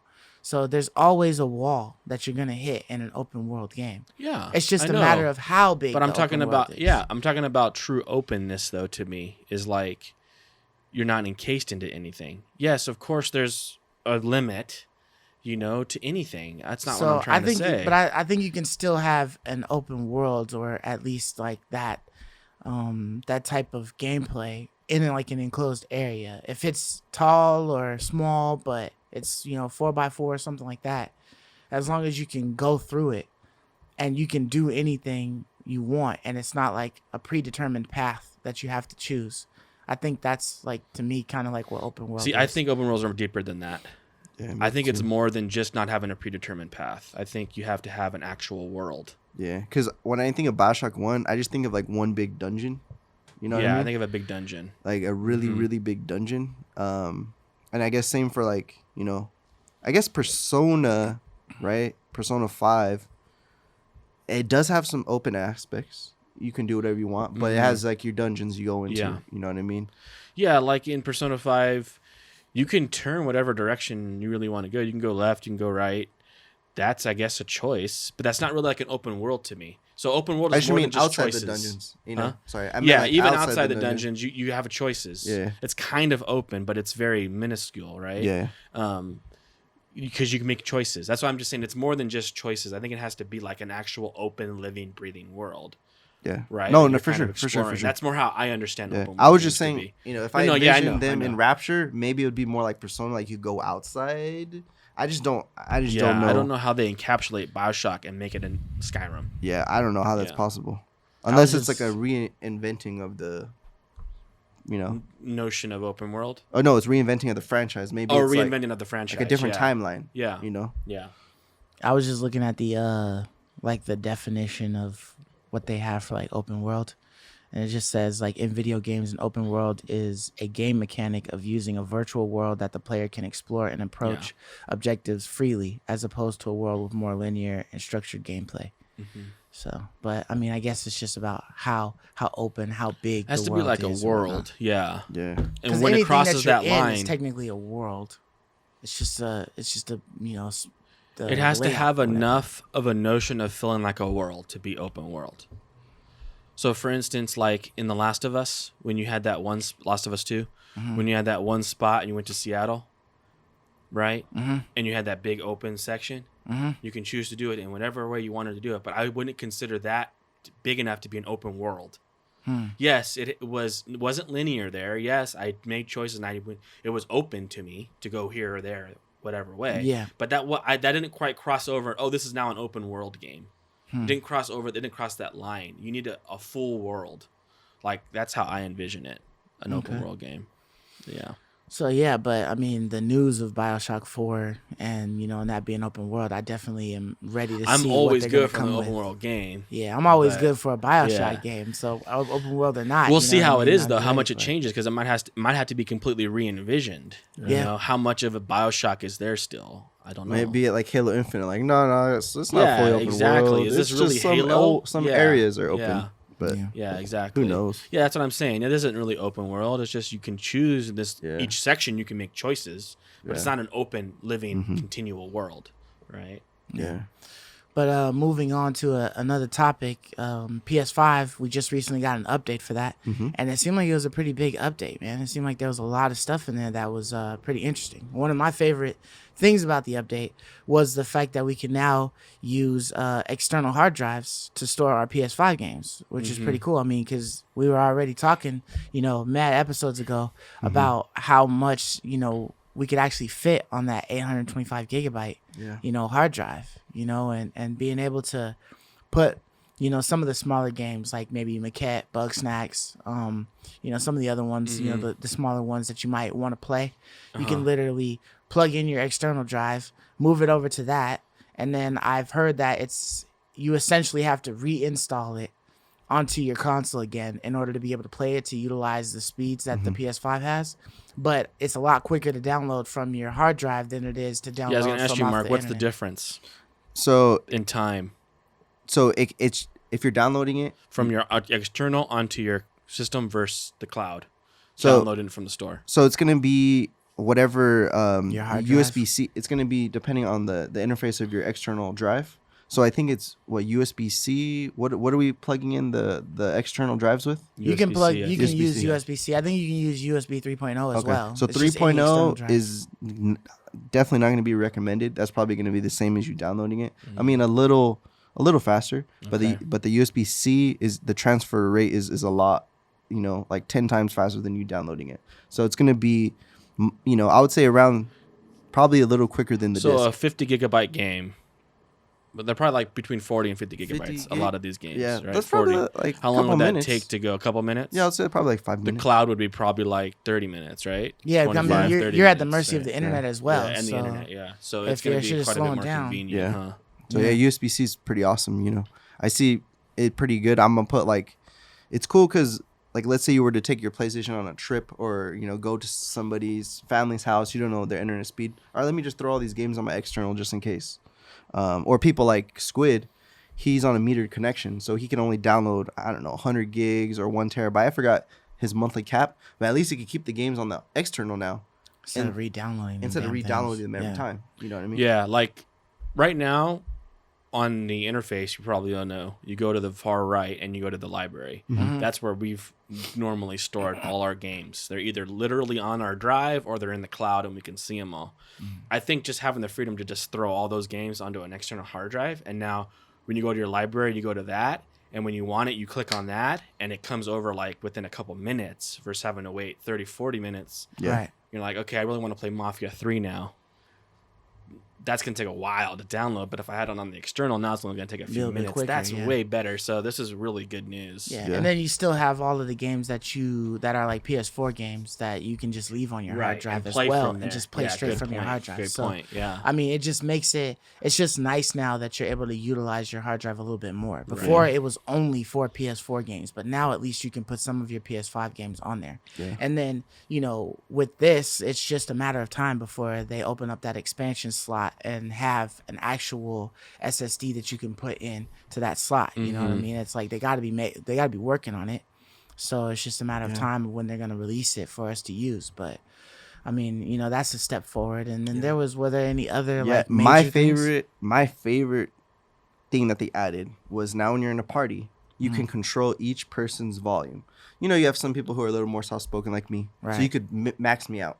And there may be someone who's a little louder. You can individually monitor people's volume. This is something like Discord or any other, something chat that feature Xbox already has. Something so like nice. Chat, Xbox may have. So that's a good feature for. Yeah, and also now on top of that is with the PS4 you can do it too. That's so between PS5 and PS4 you can actually not just the chat options, but you're right, but you can actually share play now. Yep. Yes. So a PS4 guy can try a PS5 game, which is pretty dope. That's dope, actually. Over the cloud. That's sick. And they can watch you play. Like all those cool little features are now cross-platform. Yeah. Wasn't I seeing something else that you could continue playing a game from your PS4 to your PS5? Oh, I don't know. I thought I was seeing something like that. That'd be cool. Like you could be playing like Maneater on your PS4 and then move to your PS5 and keep playing it. Yeah. But I mean, I know that they're still working on remote play, and they're consistently trying to make that one better. Right. So I know you can remote play your PS5 from your PS4. That's cool. I believe. So all that stuff is cool. Like all these were good updates. This update was all good news. Like it makes me actually want to go out and buy like a couple terabyte hard drive and just throw all my games onto it. Yeah. Because you're right. You can play all your PS4's games, and when you want a PS5, you just transfer it so much quicker. Like it's almost worth it now. Is it worth doing that now or still waiting for that little slot to open? It's tough to tell. Yeah, I guess it would depend on the price of the drive that you're getting. You know, I mean, if you had like an extra drive somewhere around the house that is like a terabyte drive, USB Type-C or something like that you could use, then I'd think about just plugging it in, formatting it and using that to store some of your extra stuff. But if you're really waiting for like the coup de grace, you probably just wait until they get that freaking SSD slot unlocked. Yeah. Get that character unlocked so you can put that in there and play. Yeah, I'm hoping that comes soon. Me too, man. Maybe hopefully by the end of the year, man. Yeah. They're slow creeping it, but it needs to be. Just give us one of them little chips you put in the PlayStation already, and just make that so that it can fit on the slot. That's all you got to do. Yeah. Just give us that. If it costs expensive, people I will buy it or they won't buy it. Like if they want the memory, they gotta deal with what it is. 825 isn't that far from a terabyte, but I always feel like I have more freedom on my Series X than I do on my PlayStation. Yeah, it's far enough. It is. Like that's quite a bit. Where it just crosses a line where it feels a little bit intrusive. Yeah. That's about 1 terabyte doesn't quite feel intrusive, but 825 does. It's weird. It's like having two system processors on there or something like that, Just like it's taking up a lot of space. Yeah, it's like having two whole interfaces, right? Yeah. Operating systems. Right. Yeah, it's like having two full operating systems, yeah. So, But another topic is Halo and Nintendo. Seems like seems like Halo could possibly be getting like their master collection on freaking Nintendo. Something maybe weird there. Yeah, so they released a really cool picture. Halo's Twitter account. Yeah, Halo's Twitter account. It's not like some meme, like Halo themselves. And it was an awesome and it wasn't April Fool's. It was an awesome picture. It had Mario's Master Chief, and then it had Bowser as like a elite. As an elite. Yeah. Did he have a sword? Brute or something. Yeah, I think he had a sword. Dude, it was a dope picture. Like, he had a little really Koopa Troopers as grunts, right? Yeah, Koopa Trooper grunts. It was like really cool, man. It was a sick picture. Really well done art. So everyone's just speculating based on that, like what's coming, That's so weird. That is random that Halo would release that. But I was saying, Sir Knight sent it to us. So I was thinking maybe Smash Bros. You know, because Smash Bros gets a lot of characters from outside. So I was like, maybe they could get some skins. Maybe it's gonna be a new character. Or Master Chief joins the maybe that would be dope. Smash Brothers team. You know, as a playable character. That seems a lot more likely. That's what my mind thought. That would be dope. But it seems Smash so Bros. tiny, small fries for them doing that. Yeah. That seems more like something Nintendo might do. Yeah. Where Halo actually showed their game in the Nintendo brand. That seemed more like a Master Chief Collection drop on the Nintendo eStore. So yeah, it should be crazy. And then you brought up if the Master Chief Collection would come, and I was like, actually, I didn't think about that, but that would be ideal. I'd rather have the Master Chief Collection than have Master Chief in Smash Bros. You know? Yeah, exactly. But that would be amazing.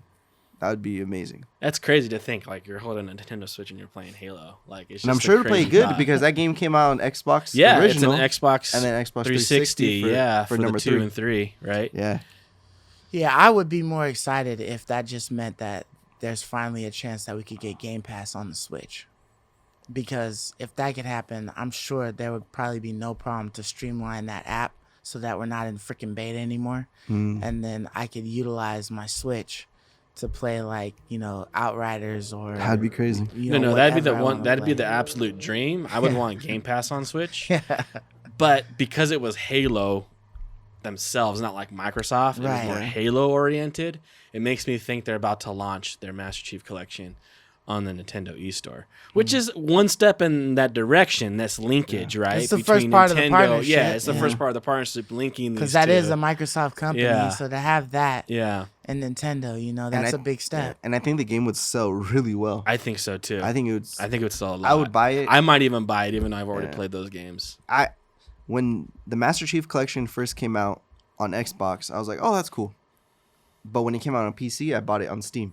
You know, on Steam, matter of fact. Buy that shit. Day one, boom. Just because I want to have it. I didn't even play it that much. But I played it with Wilson, Anthony, Daniel a couple times. Relived the old times. And we used to play Halo in high school. Shout out the boys. But that's just a cool game to have. It's so timeless to me. You know, I could play that. I could keep playing that game forever. But if it was on your pocket in the Switch, you know, I just think about like I would take it to like a family holiday, and then me and my brother would just be playing local versus each other. It's just that's like an endless, you know. Yeah. To me. Right. That would be a game that would have insane replayability, and to have it in your pocket. That's what's dope about it. Yeah. Halo on the pocket. It's first time in history, right? So it would just be really, really cool. Yeah. I mean, it's been a while for me for Halo games and stuff like that. So I've been kind of off the Halo tip. I'm not like any more of a big fan of Halo, but maybe if I was to see it on the Switch and then see, you know, how it's doing or whatnot, you know, price see what it's looking like, and then the price is real right, then I might think about exploring, you know, trying to get it, because it would be something, you know, like a more hefty size game, you know, to be able to play on there. But I mean, they got games that got a lot of, you know, data and stuff like that, you know, on there on the Switch. It's just they don't look good. I know. So it's like that's why I'm hoping these older ones actually would look good, right, and run well. Yeah, that's all I really care about, is it just looking good. Like, you know, try to sell me a Switch 2 all you want, but does the shit look good if I play it in handheld? I think anything from PS4 is not going to be good, but I think anything from 360 or original Xbox, the Switch could do. I think anything from the PS2 on there would look fantastic. So you're saying anything that came out that was like 360p, 480p, it'll look good at 720. Yes, that's when you can actually get a Switch anything with shit graphics is gonna look great on Nintendo. Sounds about right. Which is why I have faith it'll look good. Yeah. If this was like the new Halo 5 from Xbox One, then no way. Yeah. I wouldn't. I wouldn't even try it, bro. Because you know it's going to be jank pixelated on that system. shoulders but the and Halo shit. Master Chief Collection, that is possible. The only thing that the Switch can really show great is water. That's all we've seen from Paper Mario. The water on there was immaculate. That's all that the Switch can produce. So anything else, it can produce fun games. It can produce fun games. That's what it can do. As far as graphics are concerned. Yeah, as far as graphics, man. But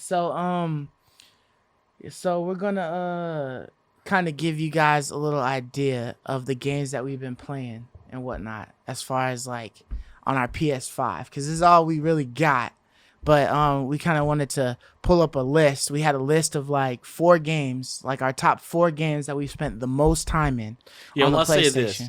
With the new PS5, we now have the option to see not only our games library, but the time played on each game. Yeah. And what's dope is it goes back your entire PlayStation history. Yeah, all the way back. As long as you've been signing in, that shit is logged. As long as you've been signing in. As long as the cloud's been alive, right? Which is, I think, from PS3, right? Yeah. So it goes back pretty darn far. You're right. And so it does. Yeah, now that DC Universe. Now that we DC Universe, now that we all have PS5s, we can finally now visually see, which none of us have ever known. Yeah, right. I didn't know, or even really paid attention to like what games we played the most of. Right. And then I'll just say this: as we were going through this list, Golly and we did not include Destiny because Destiny would just trounce all of our scores. I didn't include mine either. But he didn't include it either. Because it was my number 1. Yeah, because they played it for 1,000+. I played it for like around 300 to 400. Not quite as much, but it was the reason why I bought a PS4 originally. Exactly. But we're gonna exclude that one. Yeah, because we know that would win. That would win no matter what. Probably everybody's. Yeah, it would be almost everybody's. Probably almost everyone watching, right? Because it's like the best MMO.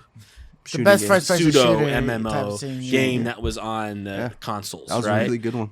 And we're not really like the super competitive players, so like logging in mad hours on Call of Duty isn't us. Exactly. We're just talking about like PvE, having fun, enjoying the game. But then you're gonna get a kick, right? So we're gonna do the 4 most played. Yep, and we'll just start from number 1 and go down, or 4 and go up. Oh, let's go 4 and go up. All right. You want to go first, Mark? What's your 4, man? Sure. So my number 4. Hold on. 1, 2, 3, 4. Okay. So my number 4 is Call of Duty Black Ops 3. Okay. All 3? No, Call of Duty Black Ops 3. Black Ops 3, Black Ops 3. Okay, wow. So not Black Ops 2? No, not Black Ops 2. So how many hours did you do? So that one wasn't that much. It was only 66 hours. 66. Okay. Yeah, that's good. So that sounds like about a normal time. Yeah, that's a good. That's above a normal long game. Yeah. 66. You put more time than was necessary. Yeah, you was playing some online. You were playing some online. That damn sure was not the campaign. Yeah, that was not. And it's funny because I played that one 66, but I'll say one more. Neverwinter was also I played it for 66 hours, so that one was tied for my number 4. So that was I like Neverwinter. It was cool. We actually played it together. Yeah, it was a fun free game. We did play it for a little while on the PC. We played it. Yeah, it was free. Is why we tried it. And then on the PS4, for some reason I downloaded it and I put 66 hours into it. It was pretty cool, fun little game. It was worth it. 60, that's a good amount of fun, dude, for free. And I didn't spend $1. You probably didn't spend a dime on that, Never. Right? Yeah. No. It was section packed. It was enjoyable, right? Yeah. The only reason why I quit at the end was because the dungeons and everything was so laggy and it took too long to join a group, and then it was just. I remember that too. I just stopped playing it. It was hard to play with people. Yeah. But solo, it was amazing. Yeah, that was my number 4. What about you, Golly? For my number 4, it was actually Persona 5. Whoa. Yeah, I enjoyed that game a lot. I had a lot of time on that one. I was playing it, trying to get some of the certain guys and stuff like that, the personas and things like that, trying to catch the cool ones. What was your hour count on that? My hour count on that one was 116 hours on Persona 5. Dude. So, dude, I had 90 something hours on mine too, but it just fell short of just top 4. A little short, yeah. Because Persona 5 was high on mine too, man. Yeah, it's kind of funny because my top 2 are way more than all of these other ones and stuff like that. But yeah, Persona 5, I was looking, I was like, oh damn, I spent 116 hours in that. And I mean, granted, it could be a little shaving that I have to do off of that because y'all are gamers. Sometimes you play a slow game or whatever. Sometimes you might walk away and do something. Sometimes you might fall asleep depending on how late you're playing it. If you're sitting in a chair, you might fall asleep and the shit is just going on your turn, waiting for you to click your ability or whatever. But the truth is, man, Persona 5 is a 100-hour game. But that is a 100-hour game. Yeah, it's definitely. It's not like he was crazy. No, that's really what Persona 5 takes. 100 hours. Yeah. So what was your 4? Okay, my fourth most played game.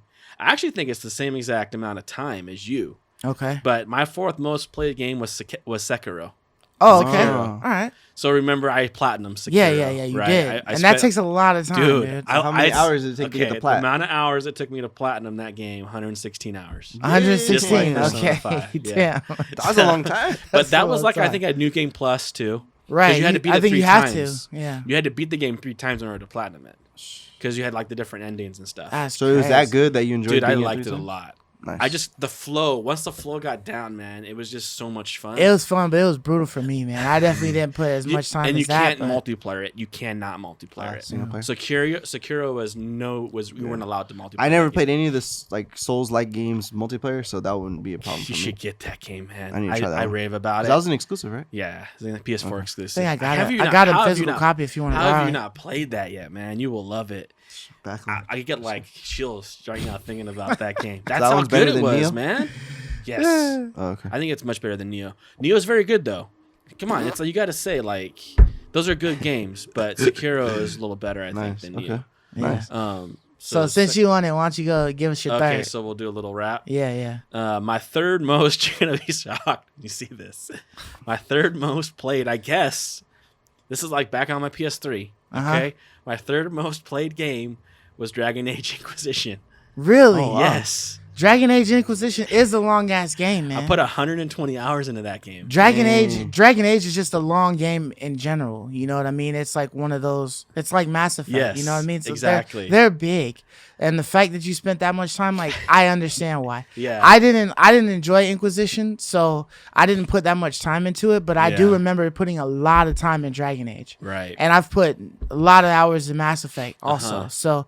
That seems totally like around. I was like surprised to see though that I was like, wow, this is one of my top played games ever. And how many hours did you say you did on that? 120. 120. Yeah. So that was just a little bit more. It's a 100-hour game too. Like Dragon Age games are 100-hour games, right? But just a little bit more than Sekiro. Just a little bit more than Sekiro. That's pretty cool. That's crazy, right? So for my third, it was actually Red Dead Redemption 2. Nice. Whoa. Yeah, and I got that at 129 hours. Wow. So that was just, a little bit more than 116. Not as close as yours, but that's a commendable amount of time. You gave Red Dead 2 a lot of your life. Red Dead Redemption 2 was an awesome game. Awesome. Even though it took like a lot of time traversing the land and stuff like that, the shit that would come up while you were running around at night or whatever, just that stuff was like awesome. So I loved all of the different like Easter eggs and different like random stuff that would come up. I love those worlds like that. So mine was around 60. I enjoyed that really, really. I liked it a lot too. And I played a lot of the I played the multiplayer quite a bit. Too. But it was more so like the main story, just like running around and just trying to find the different stuff that was out there, talking to somebody, getting that something is out there, you know what I mean? Going out there like I followed like a lot of people, or I subscribed to a lot of people on YouTube that were playing the game, and they would like come across stuff, and it's like, oh, dude, I gotta come across that. Like, I gotta see that, cool. Yeah, and the some of that stuff just and stuff. Yeah. Some of that stuff was awesome. But nice. What was your third? So my third is a recent game I just started playing, Fallout 76. So I got I got 71 hours on that one. I just started playing that like a month or two ago. Yeah. You're already it's a great game. And I still want to keep playing it. It's an awesome game. I really like the Fallout games. I checked Fallout 4. I only played that one for like 12 hours because I was like, I don't remember how long I played that one because I just got it for free last year. Right. But I only played that one 12 hours. I was like, dang, I barely even touched that darn thing. Yeah, you might have hopped on 76 since it was newer or something like that, and that's how it went. Yeah, so that's my number 3. How crazy would have been if it was Fallout 76? I played for 76 hours. I'm just that would have been pretty You cool. were close to 76 hours on that. And so I'll go next for my number 2. It's funny. 2. This is another Bethesda game, Elder Scrolls Online. So Elder Scrolls? I didn't even know I played the online. Yeah. So I played this one for 79 hours. Really? So I know you said I quit that one, but I mean, you did quit that one. I played it for at least 79 hours. Yeah. So I'm gonna go back. I'm gonna go back and see how long that I played Elder Scrolls Online for, and see if I beat you at 79 hours. Because I played it for 79 hours. Here's the crazy thing that I was thinking about when I made this list. I actually want to go back and play Elder Scrolls Online again because now that I appreciate Bethesda's style of all these side quests, the NPCs are awesome, all these cool interactions with the world. When I played Elder Scrolls Online, I smashed through all the quests. I didn't read one log. Right. I can't tell you one thing that happened in the world. Yeah, you just smashed through the journals. And because you're just trying to level up. That was your whole thing. But I want to go back and do some of these side quests and see if it has that quality. I know I spent a lot of time in Elder Scrolls Online because I was trying to get like the vampire or the werewolf ability or whatever. And I remember you had to go out there and hang around the little site area, and there would be like a whole bunch of people like werewolves and stuff like that, and you would have to wait until like somebody was willing to bite you and give you the Lycan bug and all that stuff. But people was like charging, like you had to pay for it sometimes to get it and everything. But because they could only bite you once a week. Yeah, so they would charge you. So they was charging and taxing for that. And like stuff. You want my bite? All right. Crazy. So yeah, that was my number 2. Elder Scrolls Online. All right. Yeah, Lee, what's your number 2, man? So my number 2 was actually Witcher 3. Oh. I put in 171 hours into that game.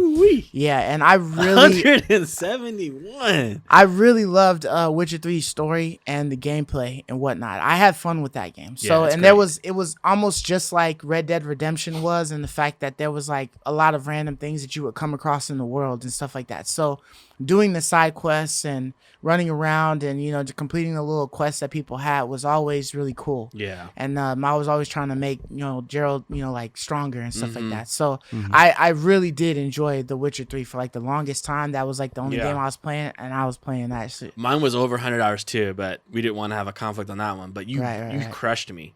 Like I wasn't at 171. That's a lot, dude. Yeah, I was trying to do everything. I think that was like damn near I was trying to attempt to platinum it or something like that. Yeah, that's cool, man. It's a great game. There's no shame in having that being your second most played.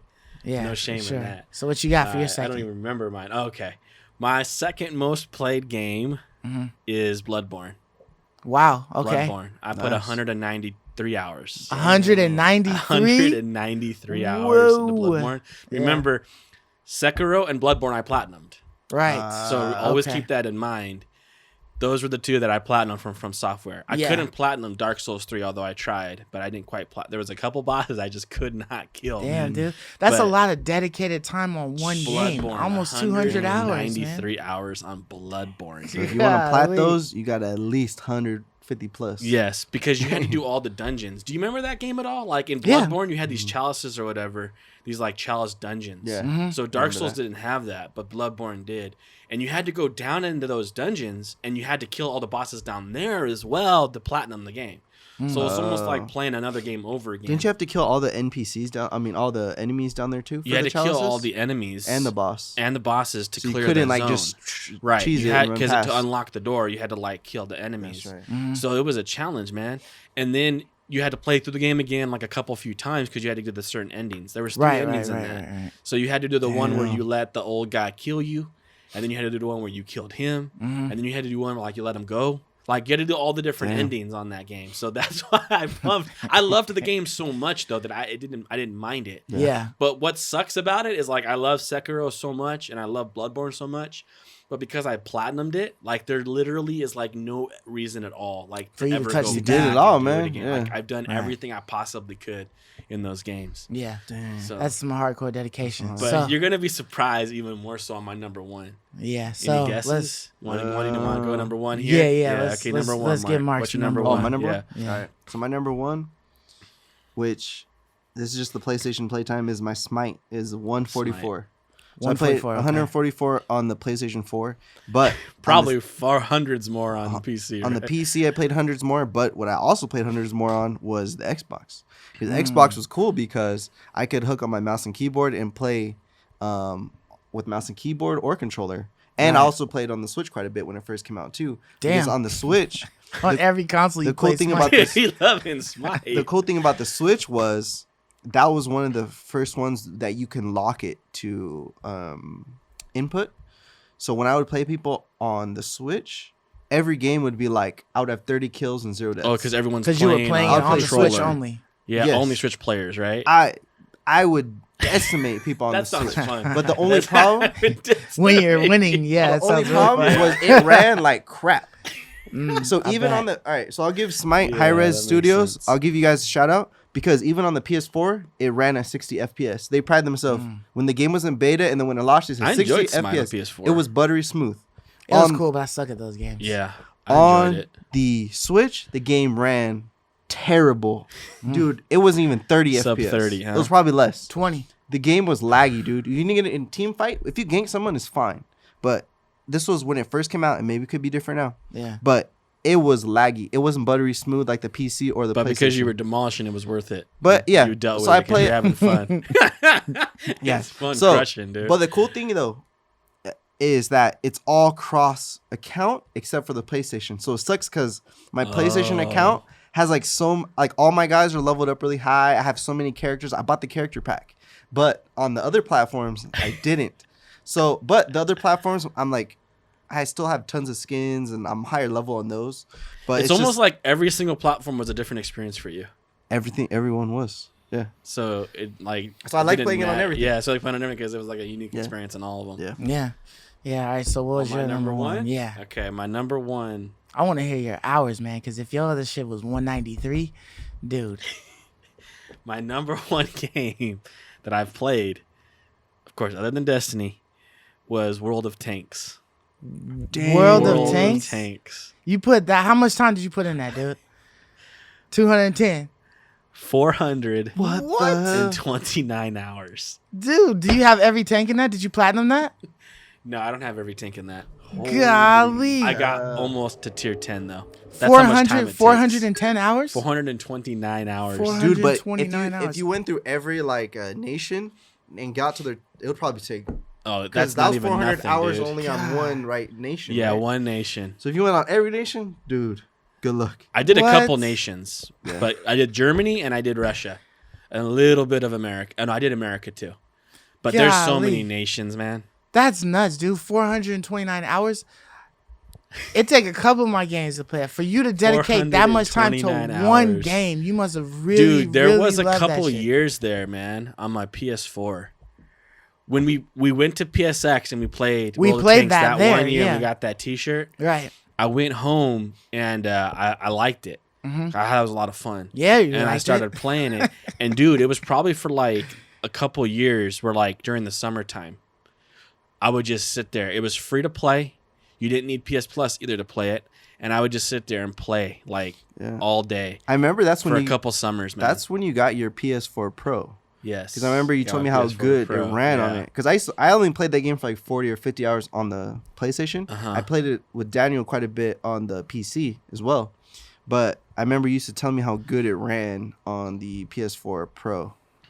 It was just addicting, man. Yeah, so much awesome. fun, That's dude. crazy. Yeah. I would have never expected you to put that much time in the World of Tanks, That's man. crazy. It was fun, dude. All right, well, for my number one, of course, it happened to be my number one game of the year last year. So it was Neo 2. Wow. I put in 178 hours. So just a little bit more than The Witcher.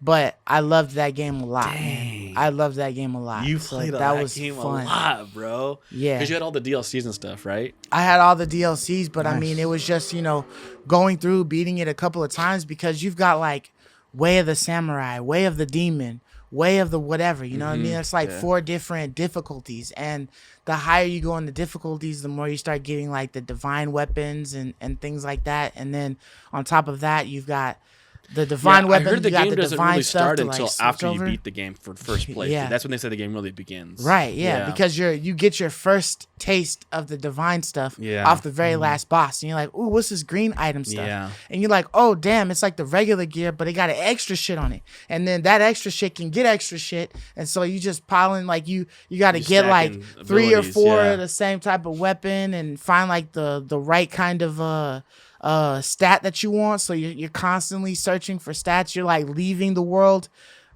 killing something, leaving, then coming right back to do the mission again, because it's not like Demon Souls where you like kill the boss and then it's done.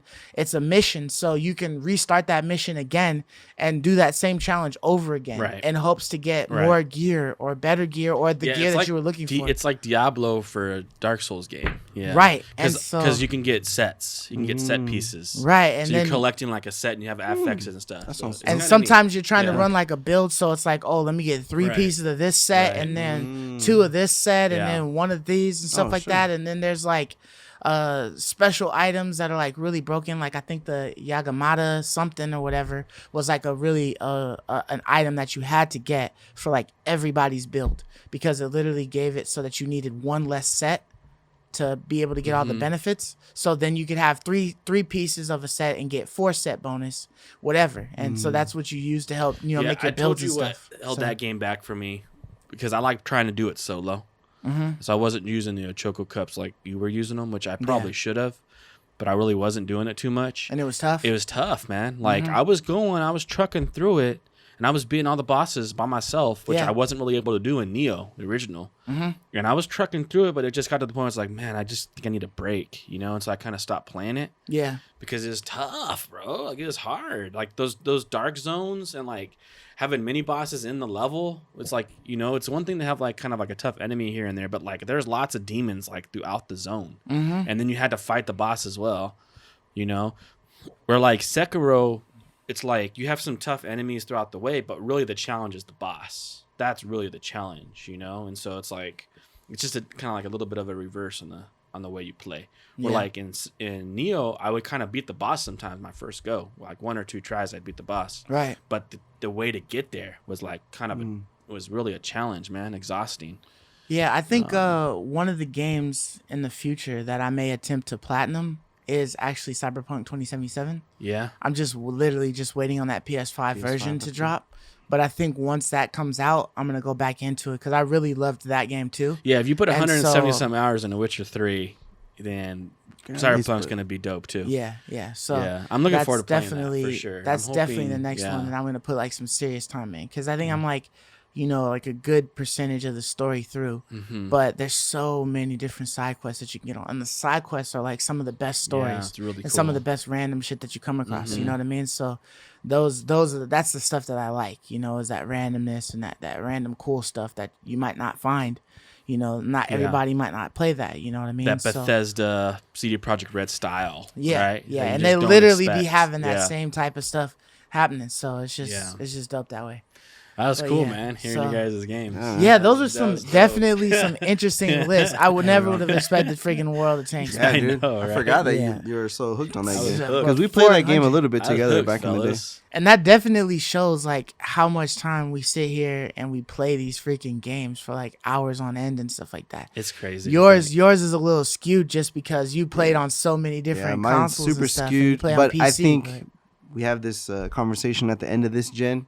Since I got the PS5 already, for sure, we can revisit this. Revisit it because, like, Fallout 76. I only played the game for a month and I'm at 71. Yeah, so which is hefty. He's changed dude. his playing styles. And then you're getting into freaking No Man's Sky and stuff like that. Like, there was a lot of games that were on my list that were like in the hundreds and stuff like that. But those were the ones that made the top. But just for hoo-has, do you remember what your Destiny time was on that? It was did you write it down? I wanted to say close to 1,400 hours. Yeah, 1,400. You wrote yours down, right? Mine was like in the 300s. 300s? Okay, yeah. Mine was like 1,031. So it was high, man. Yeah, that's a lot of time. A lot of time. That was a great game, dude. And and on the PC, I played Destiny 2 for a couple 100 hours as well. I think on my PS4, I only clocked in like 50 hours on Destiny 2. But on the PC, I got a couple 100 on Steam. Yeah. Because the game came to Steam. But that's cool. But yeah, so I mean, you guys been listening this far. If you have, thank you. And in the comments, give us like, if you have a PS5, if you were able to get one, go down in the comments and give us like your highest played game, like whatever it is. If it's Destiny or freaking Jumanji or something like that, and you want to put that down in there, I always love just let us know, because I'm kind of curious as to what people be Yeah. dedicating their time to and stuff like that. Like what really traps you, and then we can probably, if we see some on there, we can probably look and see like what were some of the reasons that people may have played like this long, in a certain game. Like I can't even imagine why it would be so many hours in World of Tanks, because I haven't played it like that. But if you're telling me it's different different countries, and then they've got different, like a whole slew of missions. I can see that taking a long time. Dude, like each battle takes like 20 plus minutes. Yeah. So if you're doing just a few battles, you're at an hour already. Yeah. And there's a big chase in that game, man. Like it's a big chase because you want that next big tank. That next tank, yeah. And like it's a mad chase because those tanks, the more higher you get, the more powerful you get, man. It's fun. So yeah, so just a mad chase. yeah, dude. So so that's all we got for you guys this week. Thank you for listening. Thank you for watching. Thank you for commenting. If you haven't subscribed yet, what are you doing? Like, get with the program. We had 98 subscribers. We trying to see if we can put together maybe a giveaway once we hit 100 subscribers. So be looking out for that. And if you already are subscribed, thank you. We appreciate you. And until next week, we'll catch you guys later. Deuces. Peace. See ya. I love you.